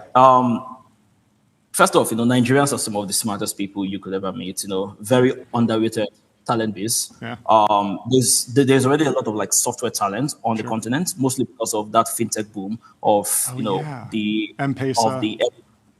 Exactly, M-Pesa, Paystar, Slaughterwave. Sure. So there's a lot of existing software talent, and in terms of hardware, there was basically a hidden hardware base, that have been working mostly with the military. They have been doing a lot of side projects. They have never been able to kind of commercialize their skills at scale. And, what we essentially did was we went to these communities and we hired the entire communities. I love it. Community acquisition. That's great. So for us, really, in scaling talent, it goes beyond Nigeria, because part of our strategy is we want to build a decentralized manufacturing network. So having a factory in each sub-region. Our manufacturing base right now in Nigeria would serve West Africa. In the next couple of months, we'll be opening a factory in East Africa to serve the East African region.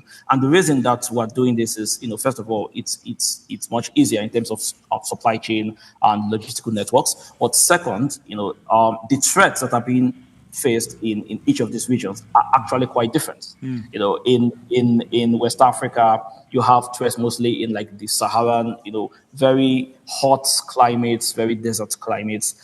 You're mostly deploying aerial and ground systems. But when you come to East Africa, you have issues, for example, with mostly in the maritime, with the Somalian pirates.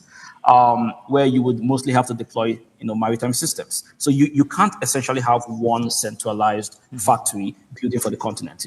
Africa is too big for that, too big, too complex. You have to basically use this decentralized manufacturing network. So each factory we open would tap the local base of the region it is situated at. Sure. Exactly. Give us the information on the round. You raised some money. We want to hit the gong for you. How much did you raise? $11.75 million.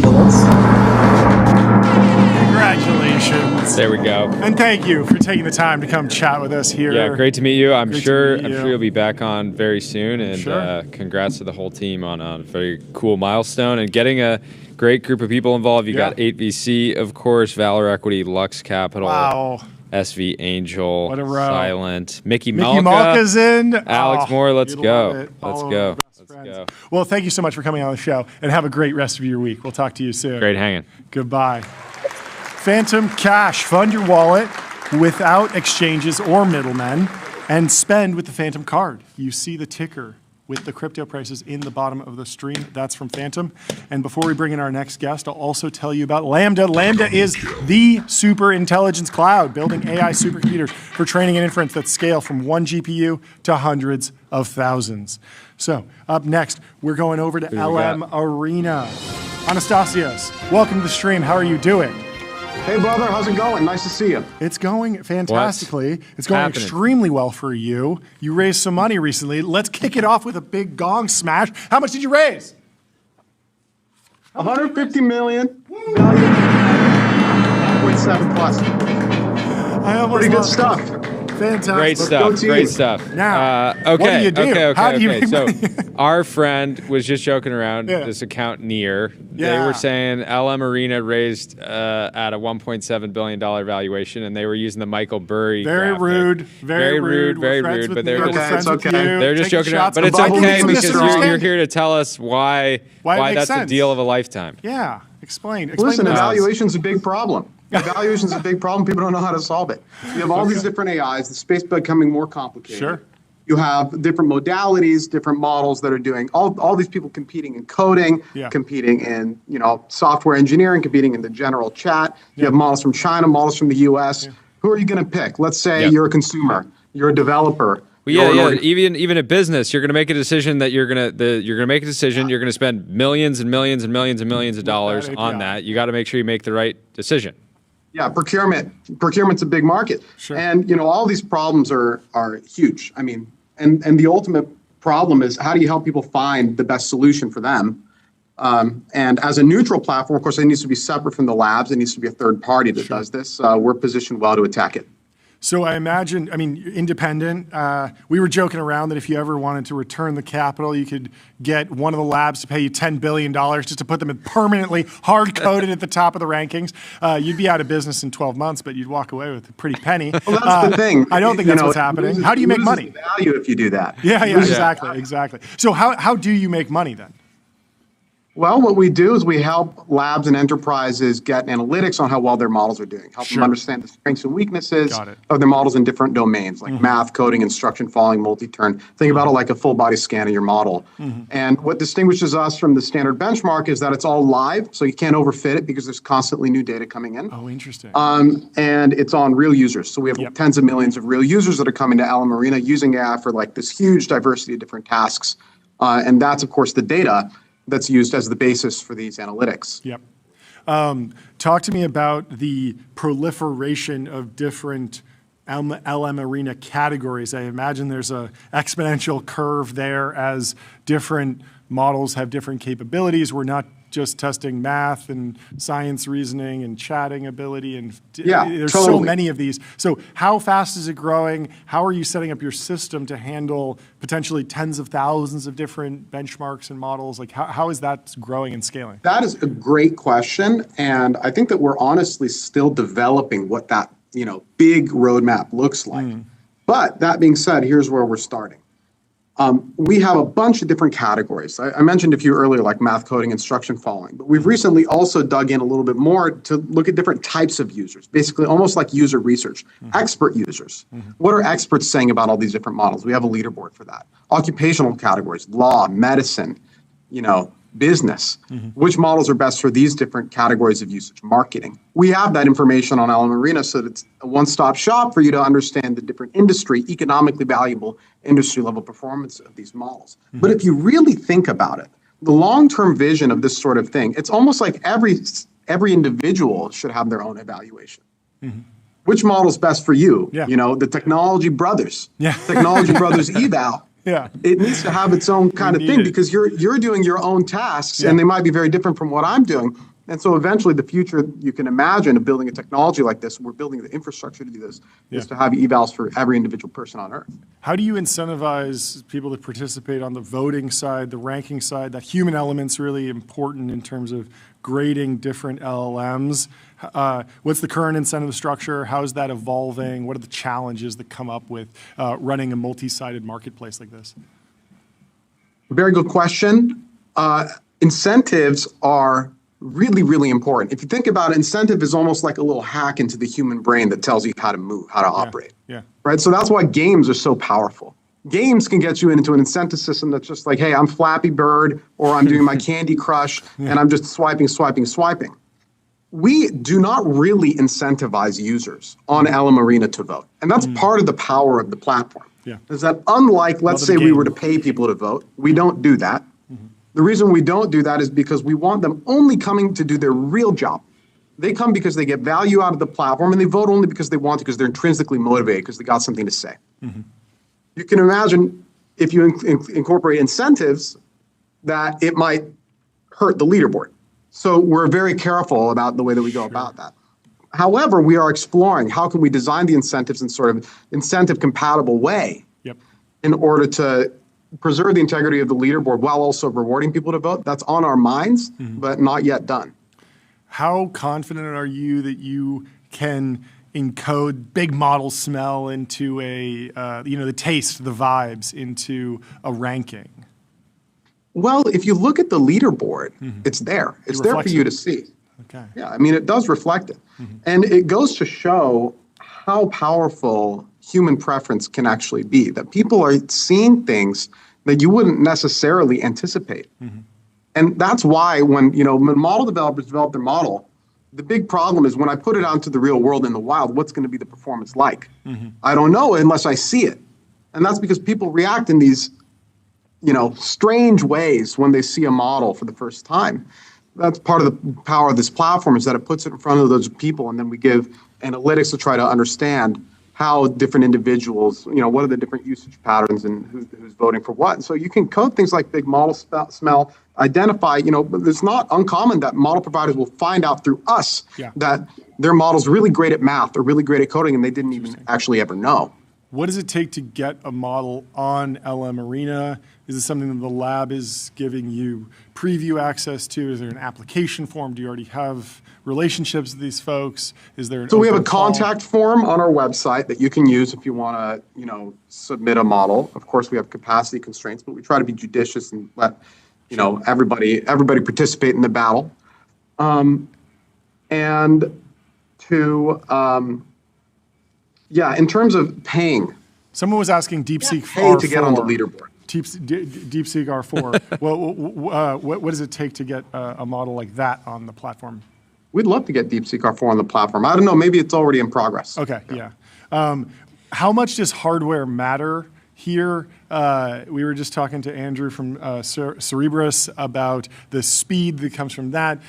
There's an element where plenty of people would rather use a dumber model if it's 10 times as fast or vice versa, right?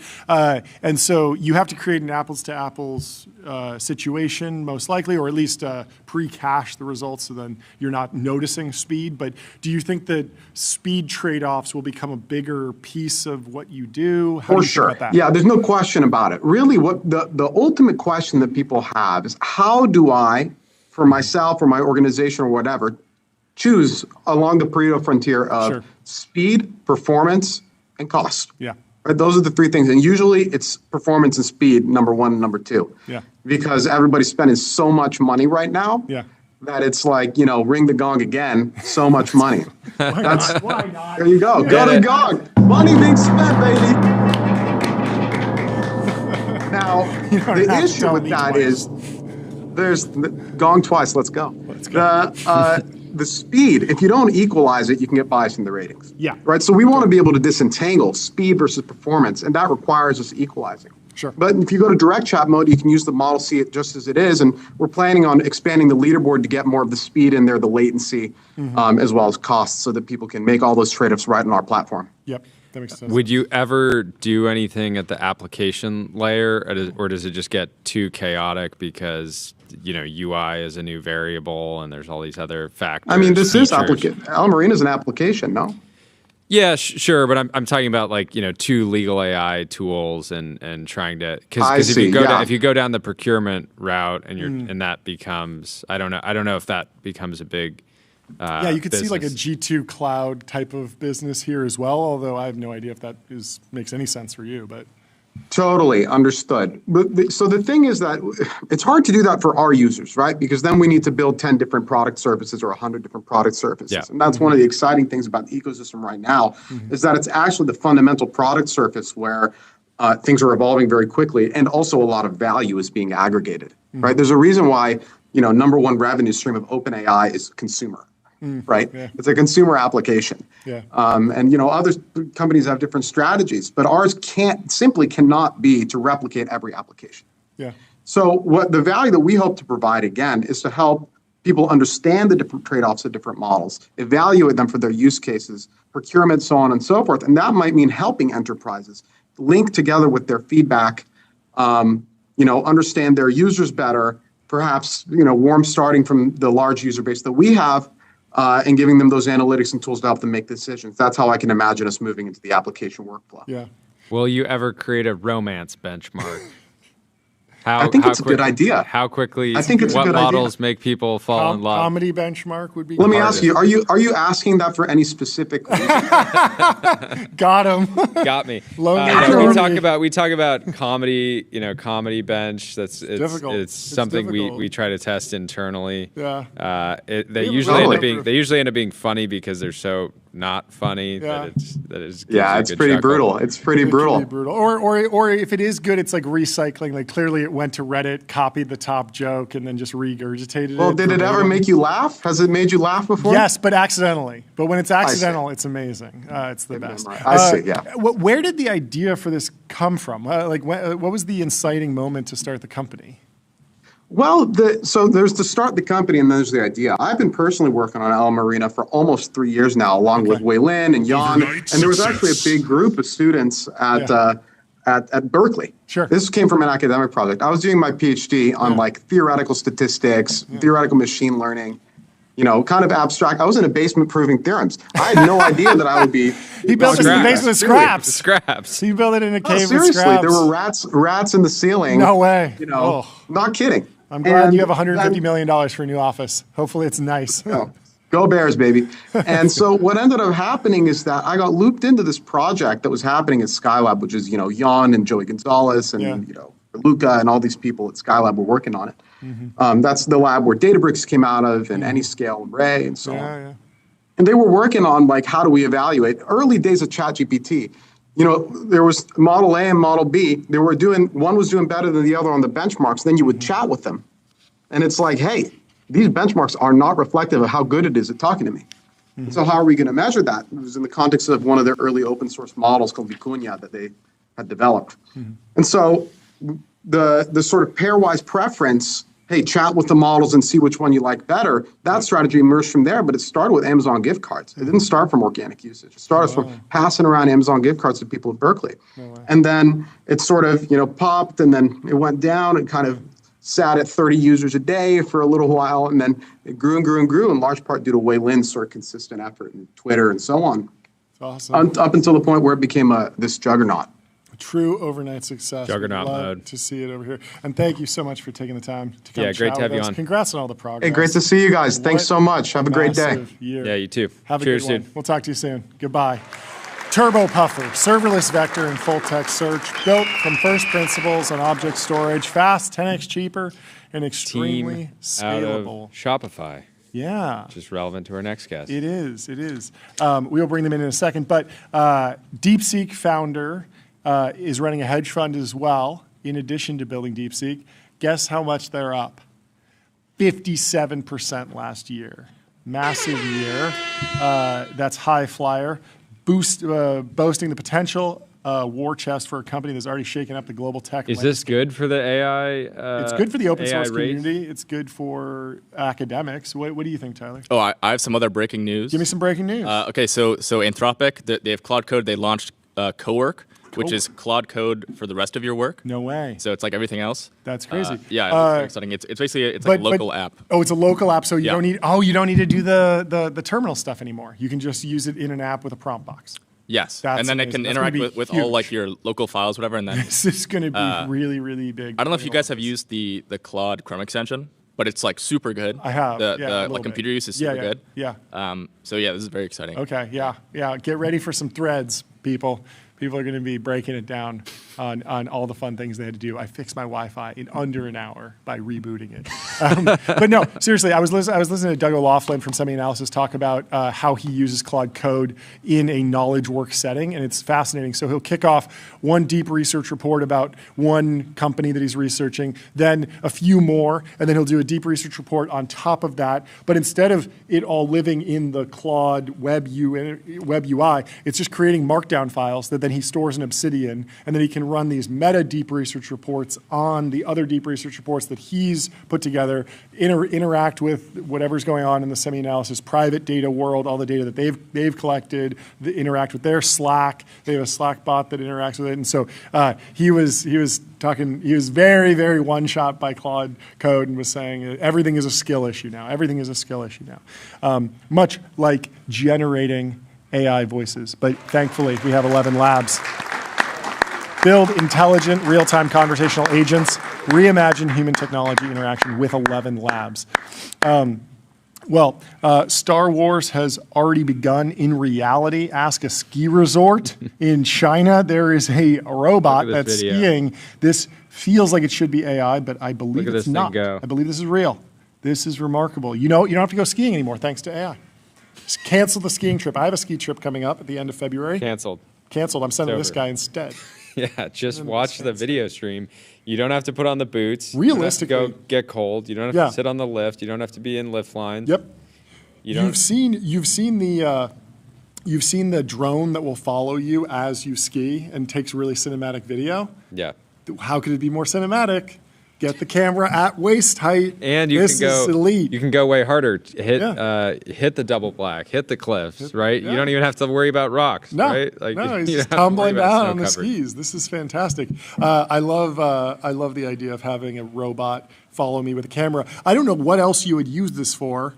Ski patrol, surveillance. I don't know why they built this, other than it's really cool and fun. But the obvious use case is Red Bull viral videos, probably. Yeah. So That's the what I use built it case for. here is obviously this is the new ski patrol. Love There's it. thousands of these on the mountain, and they monitor your speed in real time. And if you were going, if you're skiing recklessly, it just skis into you and explodes. And so instead of really instead of enforce the instead of rules getting of the your road. pass pulled, you Yes. just get your life pulled. That It's makes over. a ton of sense. So, anyways, that is this dark sci-fi future. Well, I have a No. prediction from Guillermo from Vercel, but first, let me tell you about Railway. Railway simplifies software deployment. Web apps, servers, and databases run in one place with scaling, monitoring, and security built in. Guillermo says there's definitely a non-zero chance that we get, quote, generate your own GTA 6 in a few minutes before GTA 6. I think that mechanically it's possible, but the humor is what makes GTA so special, the writing and the character development. I mean, also the mechanics are very unique. It's not just a walking simulator. I don't know. Have you played GTA? Yeah, I mean, but Sholto's game looks pretty good. He Oh, yeah? he put out a screenshot of it. I trust Sholto to make GTA. Are you sure it's not just an image gen output? He's like, look at this maybe. crazy game I made. I mean, the Grok folks are known to put up some viral videos espousing video game development, but clearly video game development is here. It's going to happen. But we have our next guest, and guess what ad I have to read before he comes on? Shopify. Shopify is the commerce platform that grows with your business and lets you sell in seconds online, in-store, on mobile, on social, and on marketplaces, and now with AI agents, and that's exactly what we're going to talk about. We have Harley from Shopify in the TBPN How'd we do? Ultra How'd we Dome. do? How'd Wow. we do? That is was that planned? That was amazing. No, it's somewhat random, but we timed it up perfectly. But we're very excited. Speaking of random, I've never done an interview in my life. I'm at NRF, I the love biggest this. retail show in the world. Very cool. There are 40,000 people here. Yes. This is the Shopify booth behind me. Wow. There's going to be random people walking by. Amazing. This I is see the that best way to snowboard do there, it. that Wait, little so Easter egg. That's how it all started. That's Yeah, how it all I know. started right Wow, there. I love it. I love it. So you're in person, but today we're talking about Where's NRF? Is that Vegas? Javits Center. Javits Center, New York City. Cool. That's fun. Everyone, it's sort of the largest conference actually on the planet for retail and commerce. It used to be more about the traditional retailers, but we've sort of hijacked it and made it about modern retail, direct to consumer technology companies. You're kind of behind and enemy lines there. I mean, you do have a POS system, so it makes sense. we have a POS system. Yeah. But actually, and they've given me the keynote 4 years in a row, which is pretty cool. Not And today for bad. my keynote, I brought up Emma from Skims, which is cool. amazing, and Ben Francis from Gymshark. We talked about basically love this that. idea that there'll be more billion-dollar brands built in the next 10 years than the last 100 years. And both Emma, I mean, think about it, Gymshark and Skims, they're like 10 years old, and they're dominating. So it was really fun, and we made some big announcements. Yeah, I mean, what's the key to building a billion-dollar brand if you're starting in 2026? It feels like it's incredibly crowded, and yet there's a new breakout brand every year. What advice are you giving to people to get started, other than just hop on Shopify? There's and multiple let that- new breakout and let that brands take every out a year. lot. There's a lot of I mean, there's in almost so every many- vertical. Yeah. and companies are growing. The way the bar has been set with new e-commerce brands is insane. Like best Oh, yeah. in class is like, okay, you're doing 200 million in your second year. I know exactly who you're talking and, about. Yeah. and there's so many examples of this, and it Yeah. just Wow, you goes guys to are show- hard creators doing $200 million and no gong for that. No, Look, no, I of actually course think- of course we're hitting the gong for that. So let me say something. I brought on my first time I was up on stage. I brought Richard from Mattel Richard Dixon, who's now CEO of the Gap, because basically what he'd figured out was that Mattel has this treasure trove of IP in their vault, and he was like commercializing all of it. And so it was amazing that a company from 1945, I think, was basically dominating. The next year, I brought Kat Cole from AG1. Oh yeah. And obviously you guys know the story well, but one SKU, $600 million, right? Like unbelievable. Another gong. Another gong. I mean, this could be a lot of gongs in this one. And then last year I brought someone Sarah Foster from Favorite Daughter, who's been on the show, who effectively, I mean, Sarah and Aaron created a hit Netflix show to sell more apparel and succeeded with it. So this idea that, I think one major thing, if you look at all of these different incredible brands, what they've done is they didn't just take a bigger piece of an existing pie. They effectively were TAM creators. I mean, shapewear existed. There were companies like Spanx out there, but the way that Kim and Emma built, Skims is totally different what Spanx is. It is like almost like a cool version of an old school product. And then we announced 4 big things, which I'm very proud of. The first is that it's fairly clear. Sorry, John. Something you okay? went down the wrong pipe. It's crazy. This show is so unhinged. Also, it's the end of the show, I think, right? So it gets more unhinged as it goes. I'm like 5 Diet Cokes deep at this point, so anything could happen. Anyways, I haven't had a chance to continue. I didn't. John was doing such a good job keeping it together. You got me. That's okay. That's no problem. Sorry. So the first thing we announced was actually Sundar announced it yesterday on stage, but with Google, we are making it possible for every agent to connect to every single merchant. We created this protocol called the Universal Commerce Protocol, which effectively is this universal language. It's open sourced so that all merchants can speak directly to every single one of the agents. And the best way to explain it is, up until now, it was really just about like a single transaction. So I can buy something on ChatGPT or Gemini or Microsoft. It was like a Copilot. single. It could only do like a single item at that time. It couldn't really. But there's no card. concept of loyalty or subscription or bundling or if it's furniture, for example, please don't ship it to me on Thursday. I'm not home Thursday. Send it Friday. So this idea of creating this universal protocol that we co-developed with Google means that now merchants can actually tell these agents exactly how to show their products on these agentic tools, and it should be as good as it is on the online store. So that was a really, really big one. The second thing we announced also with Google is that now we're actually expanding. You can sell everywhere commerce is happening from an agentic perspective. So we're going beyond the agentic storefronts of just ChatGPT, which is what we said in Q3. Now it's also we're going to be working with Gemini with AI mode in Google search and also with Copilot.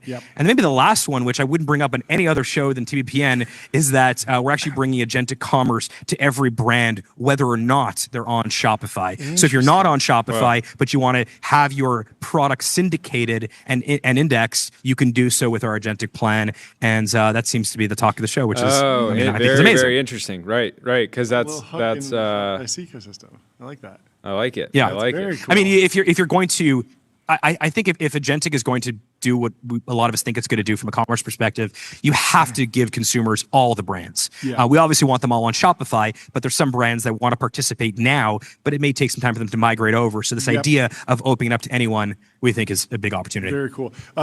Walk me through the customer experience journey that might shift over this year. We were following the agentic commerce thing so closely that we were cheering for ads in ChatGPT back in June when they were kind of like, maybe we'll do it. We were hoping that Black Friday would be the day that people were purchasing things in LLMs. Didn't quite happen yet. It's still in the experimental mode. I was using the shopping feafer in ChatGPT to do shopping John's research. Saying we want the commerce fast takeoff. But I'm wondering the early adopters, is this going to be a more techie community that's buying their next TV in an LLM? Do you think it'll jump straight to the Skims and the Takovas category first? Like, how do you see this look at you with all your rolling out? direct-to-consumer brands. Way to go. I got it.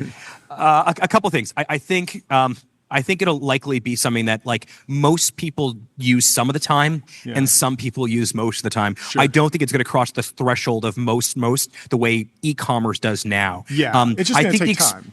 It's going to take some time. get there. I do think, though, that these are all in very, very small numbers. But if you look at the velocity, I was asked as I was coming on stage today to do the keynote. The keynote after me was the CEO of PepsiCo, and he said, "Oh, last year you talked about." I asked you if agentic was overhyped, and you said it's underhyped. And he said, well, he said, do you still believe it? I said, well, if you actually look January 2025, the last NRF to this NRF, we've actually seen a 14x increase in orders to Shopify stores coming from some sort of agent. Now, that doesn't mean the transaction dropping them happened off the link. Wherever it was, they may be going to the online store, Yeah. but 14x is dramatic, and it's on a very small base. We processed 90 billion, last quarter, so it's a small base still. But I think it's going to ramp up quickly. What I think is really cool is I think you're going to see companies that are going to actually have these drops. I think once you start seeing these, for example, last night I did an NRF event with Tom Sachs, who is the designer behind the Mars Yard 3 shoes, which I think is the coolest sneaker in the world. He runs Nike Craft. Imagine he actually dropped something directly on one of the agentic applications. Now you obviously have people that go there specifically for it. You now may decide, okay, that experience is pretty good. I'm now going to book my entire ski trip, everything I need for my ski trip directly in the application. So once you have a good experience, I think the actual friction reduces. You'll keep having it over and over again. But the thing that we felt was missing, and this is the reason why I think this UCP protocol is so important, is it was very difficult to do merchandising inside of these applications. And this protocol allows you to do a lot more of that. You can say, back to Cat Cole and AG1, it's obvious that anyone who studies the company, subscriptions play a huge role in the AG1 business model. Well, up until UCP happened, you couldn't actually do subscriptions. Now you can. Or this idea of bundling, for Gymshark, it's a huge part of their business is if you buy these, you'll also buy these as well. You can do that as well. So I think all of these things are sort of in line with creating a much more delightful experience in the chat. And I think ultimately what it leads to is this will be merit-based shopping, which will be different than I think some of the traditional retailers who were kind of leaning on their balance sheets to spend money on ads. You can't really game the system in that way. You actually have to be, from a context perspective, the right product for the right consumer. How do you think creative assets will change or maybe stay the same? I've noticed that a lot of LLMs, when you pull a link, it'll actually hydrate that link with an image of the product that you're looking at. I imagine that a lot of people were previously thinking, well, everything's going to collapse down to text. I just need the facts and the data. But now maybe the creative, the photography, the videos, that actually just gets pulled into the chat apps that folks are using and it stays important. How are you thinking about that evolving? I think you're not going to, the idea of SEO won't exist in agentic because, again, it's merit-based and it's mostly based on the context history you've had. But I do think, though, you're going to have, these brands are going to have people at their companies who are thinking a lot about consistent updates to UCP, consistent updates to the catalog. So they may pull something off the catalog and say, we don't want to sell it anymore this way. So I think there's going to be, I don't know if they're going to be actual jobs, but there's going to be people inside of the company, potentially in the merchandising department, who say, actually, the way that we want to sell this, the way we want to describe this to these agents is a particular way. And then because of UCP and because of Shopify catalog, it gets easily disseminated across every single one of these agentic applications. So the experience just gets better and better. I think you have to be a little bit of a techno optimist. You guys obviously are certainly there as I am, to believe that even if the experience is not incredible right now, it's likely just going to get better at this ridiculous pace. Yeah. Are the folks that you talk about, the brands that you talk to, the leaders of those brands, excited about ads coming to chat surfaces? It feels like new unexplored territory whenever there's a new ad product. That's opportunity for fast-moving brands. But what are they worried about? What are they excited about? What's the mood? Most of the excitement is actually around this idea of is there a potential for this to level the playing field? Meaning, if I've done a bunch of research historically on agentic application, about James Purse or about Tom Sachs or about the stuff that I love, the brands that I love, and then I'm going on a hiking trip, it probably should not show me a generic pair of boots. It should probably show me On Running, because it knows to some extent that I actually favor direct-to-consumer brands or more modern retail brands as well. So the excitement actually is around is this going to introduce more brands that otherwise are unknown to more people? Or True Classic Tee, for example, which if you're looking for a black T-shirt, I suspect on a search engine, you're not going to see True Classic come up that much, but it's an incredible product. And ultimately, it can be found on these agentic tools in a way that it probably couldn't historically. That seems to be a lot of the excitement. The other excitement is e-commerce as a percentage of total retail is still sub 20%. You've heard that, literally, you hear that at the show all the time, that people are like, well, we're inside the Shopify booth now, and people that are more traditional say, well, when's this going to eclipse 25%? There is a chance, there is a school of thought that says that one of the things that agentic might do is increase that penetration rate at a faster clip, kind of a la, COVID did, because people that may not be big e-commerce consumers may be searching for recipes on ChatGPT, and through that process may end up actually starting to buy stuff there as well. So that could be exciting too. The other thing is, like, I think some of the time you go to a retail store, you're going because you want to have a conversation about the product in a way that you just don't get with a website. A website is like a beautiful catalog, and if you go around in the right order and you look at the FAQ and maybe you talk with support and all that, and hopefully they respond quickly and actually give you the insight, like, then you can get to the purchase decision.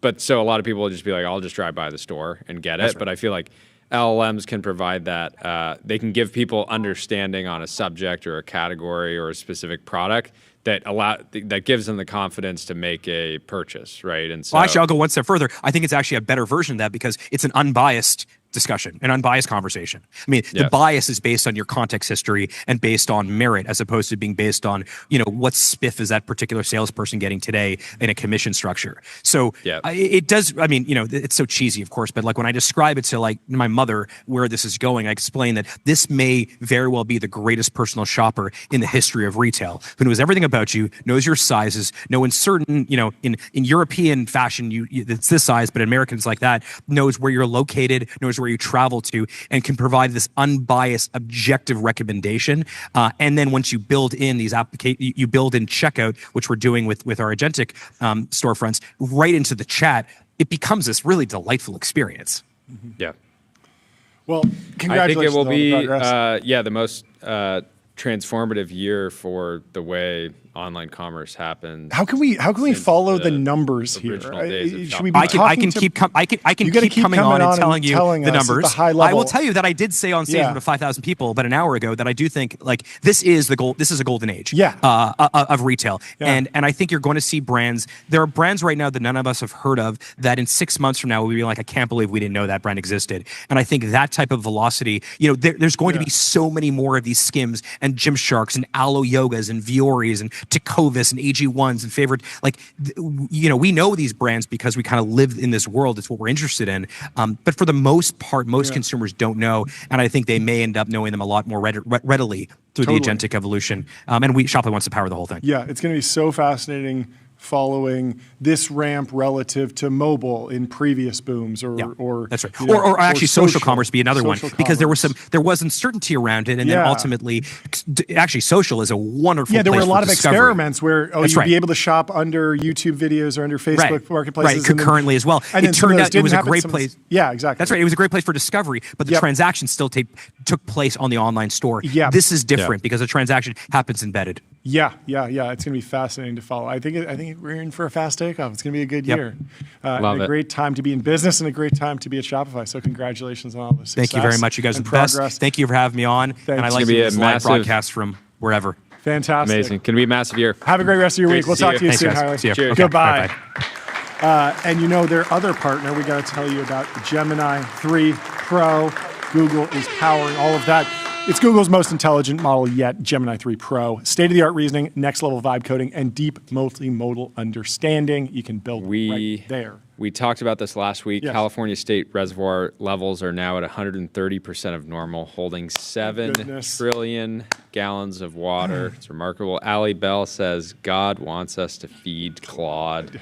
And every model, every data center, there's plenty of water to go around. And Ashley had the same idea. Ashley Vance says, God is rewarding us for building AI. All the water for people are super happy. Tyler, you have some breaking news? So earlier on the show, I was reading into the Jack Clark blog. Yes. I was like, oh, maybe Jack Clark is pointing to something that space data centers? Anthropic's going to build space data centers. I posted that. He responded, put me in the truth zone. He said, no, you should not be reading into this or any anthropic grand strategy. And he totally ratioed me. Oh, wow. Got So destroyed. pretty brutal, but Wow. Brutal mogging. Wow. Brutal mogging. Oh, wow. So no anthropic data centers in space. in Well, the I near mean, term.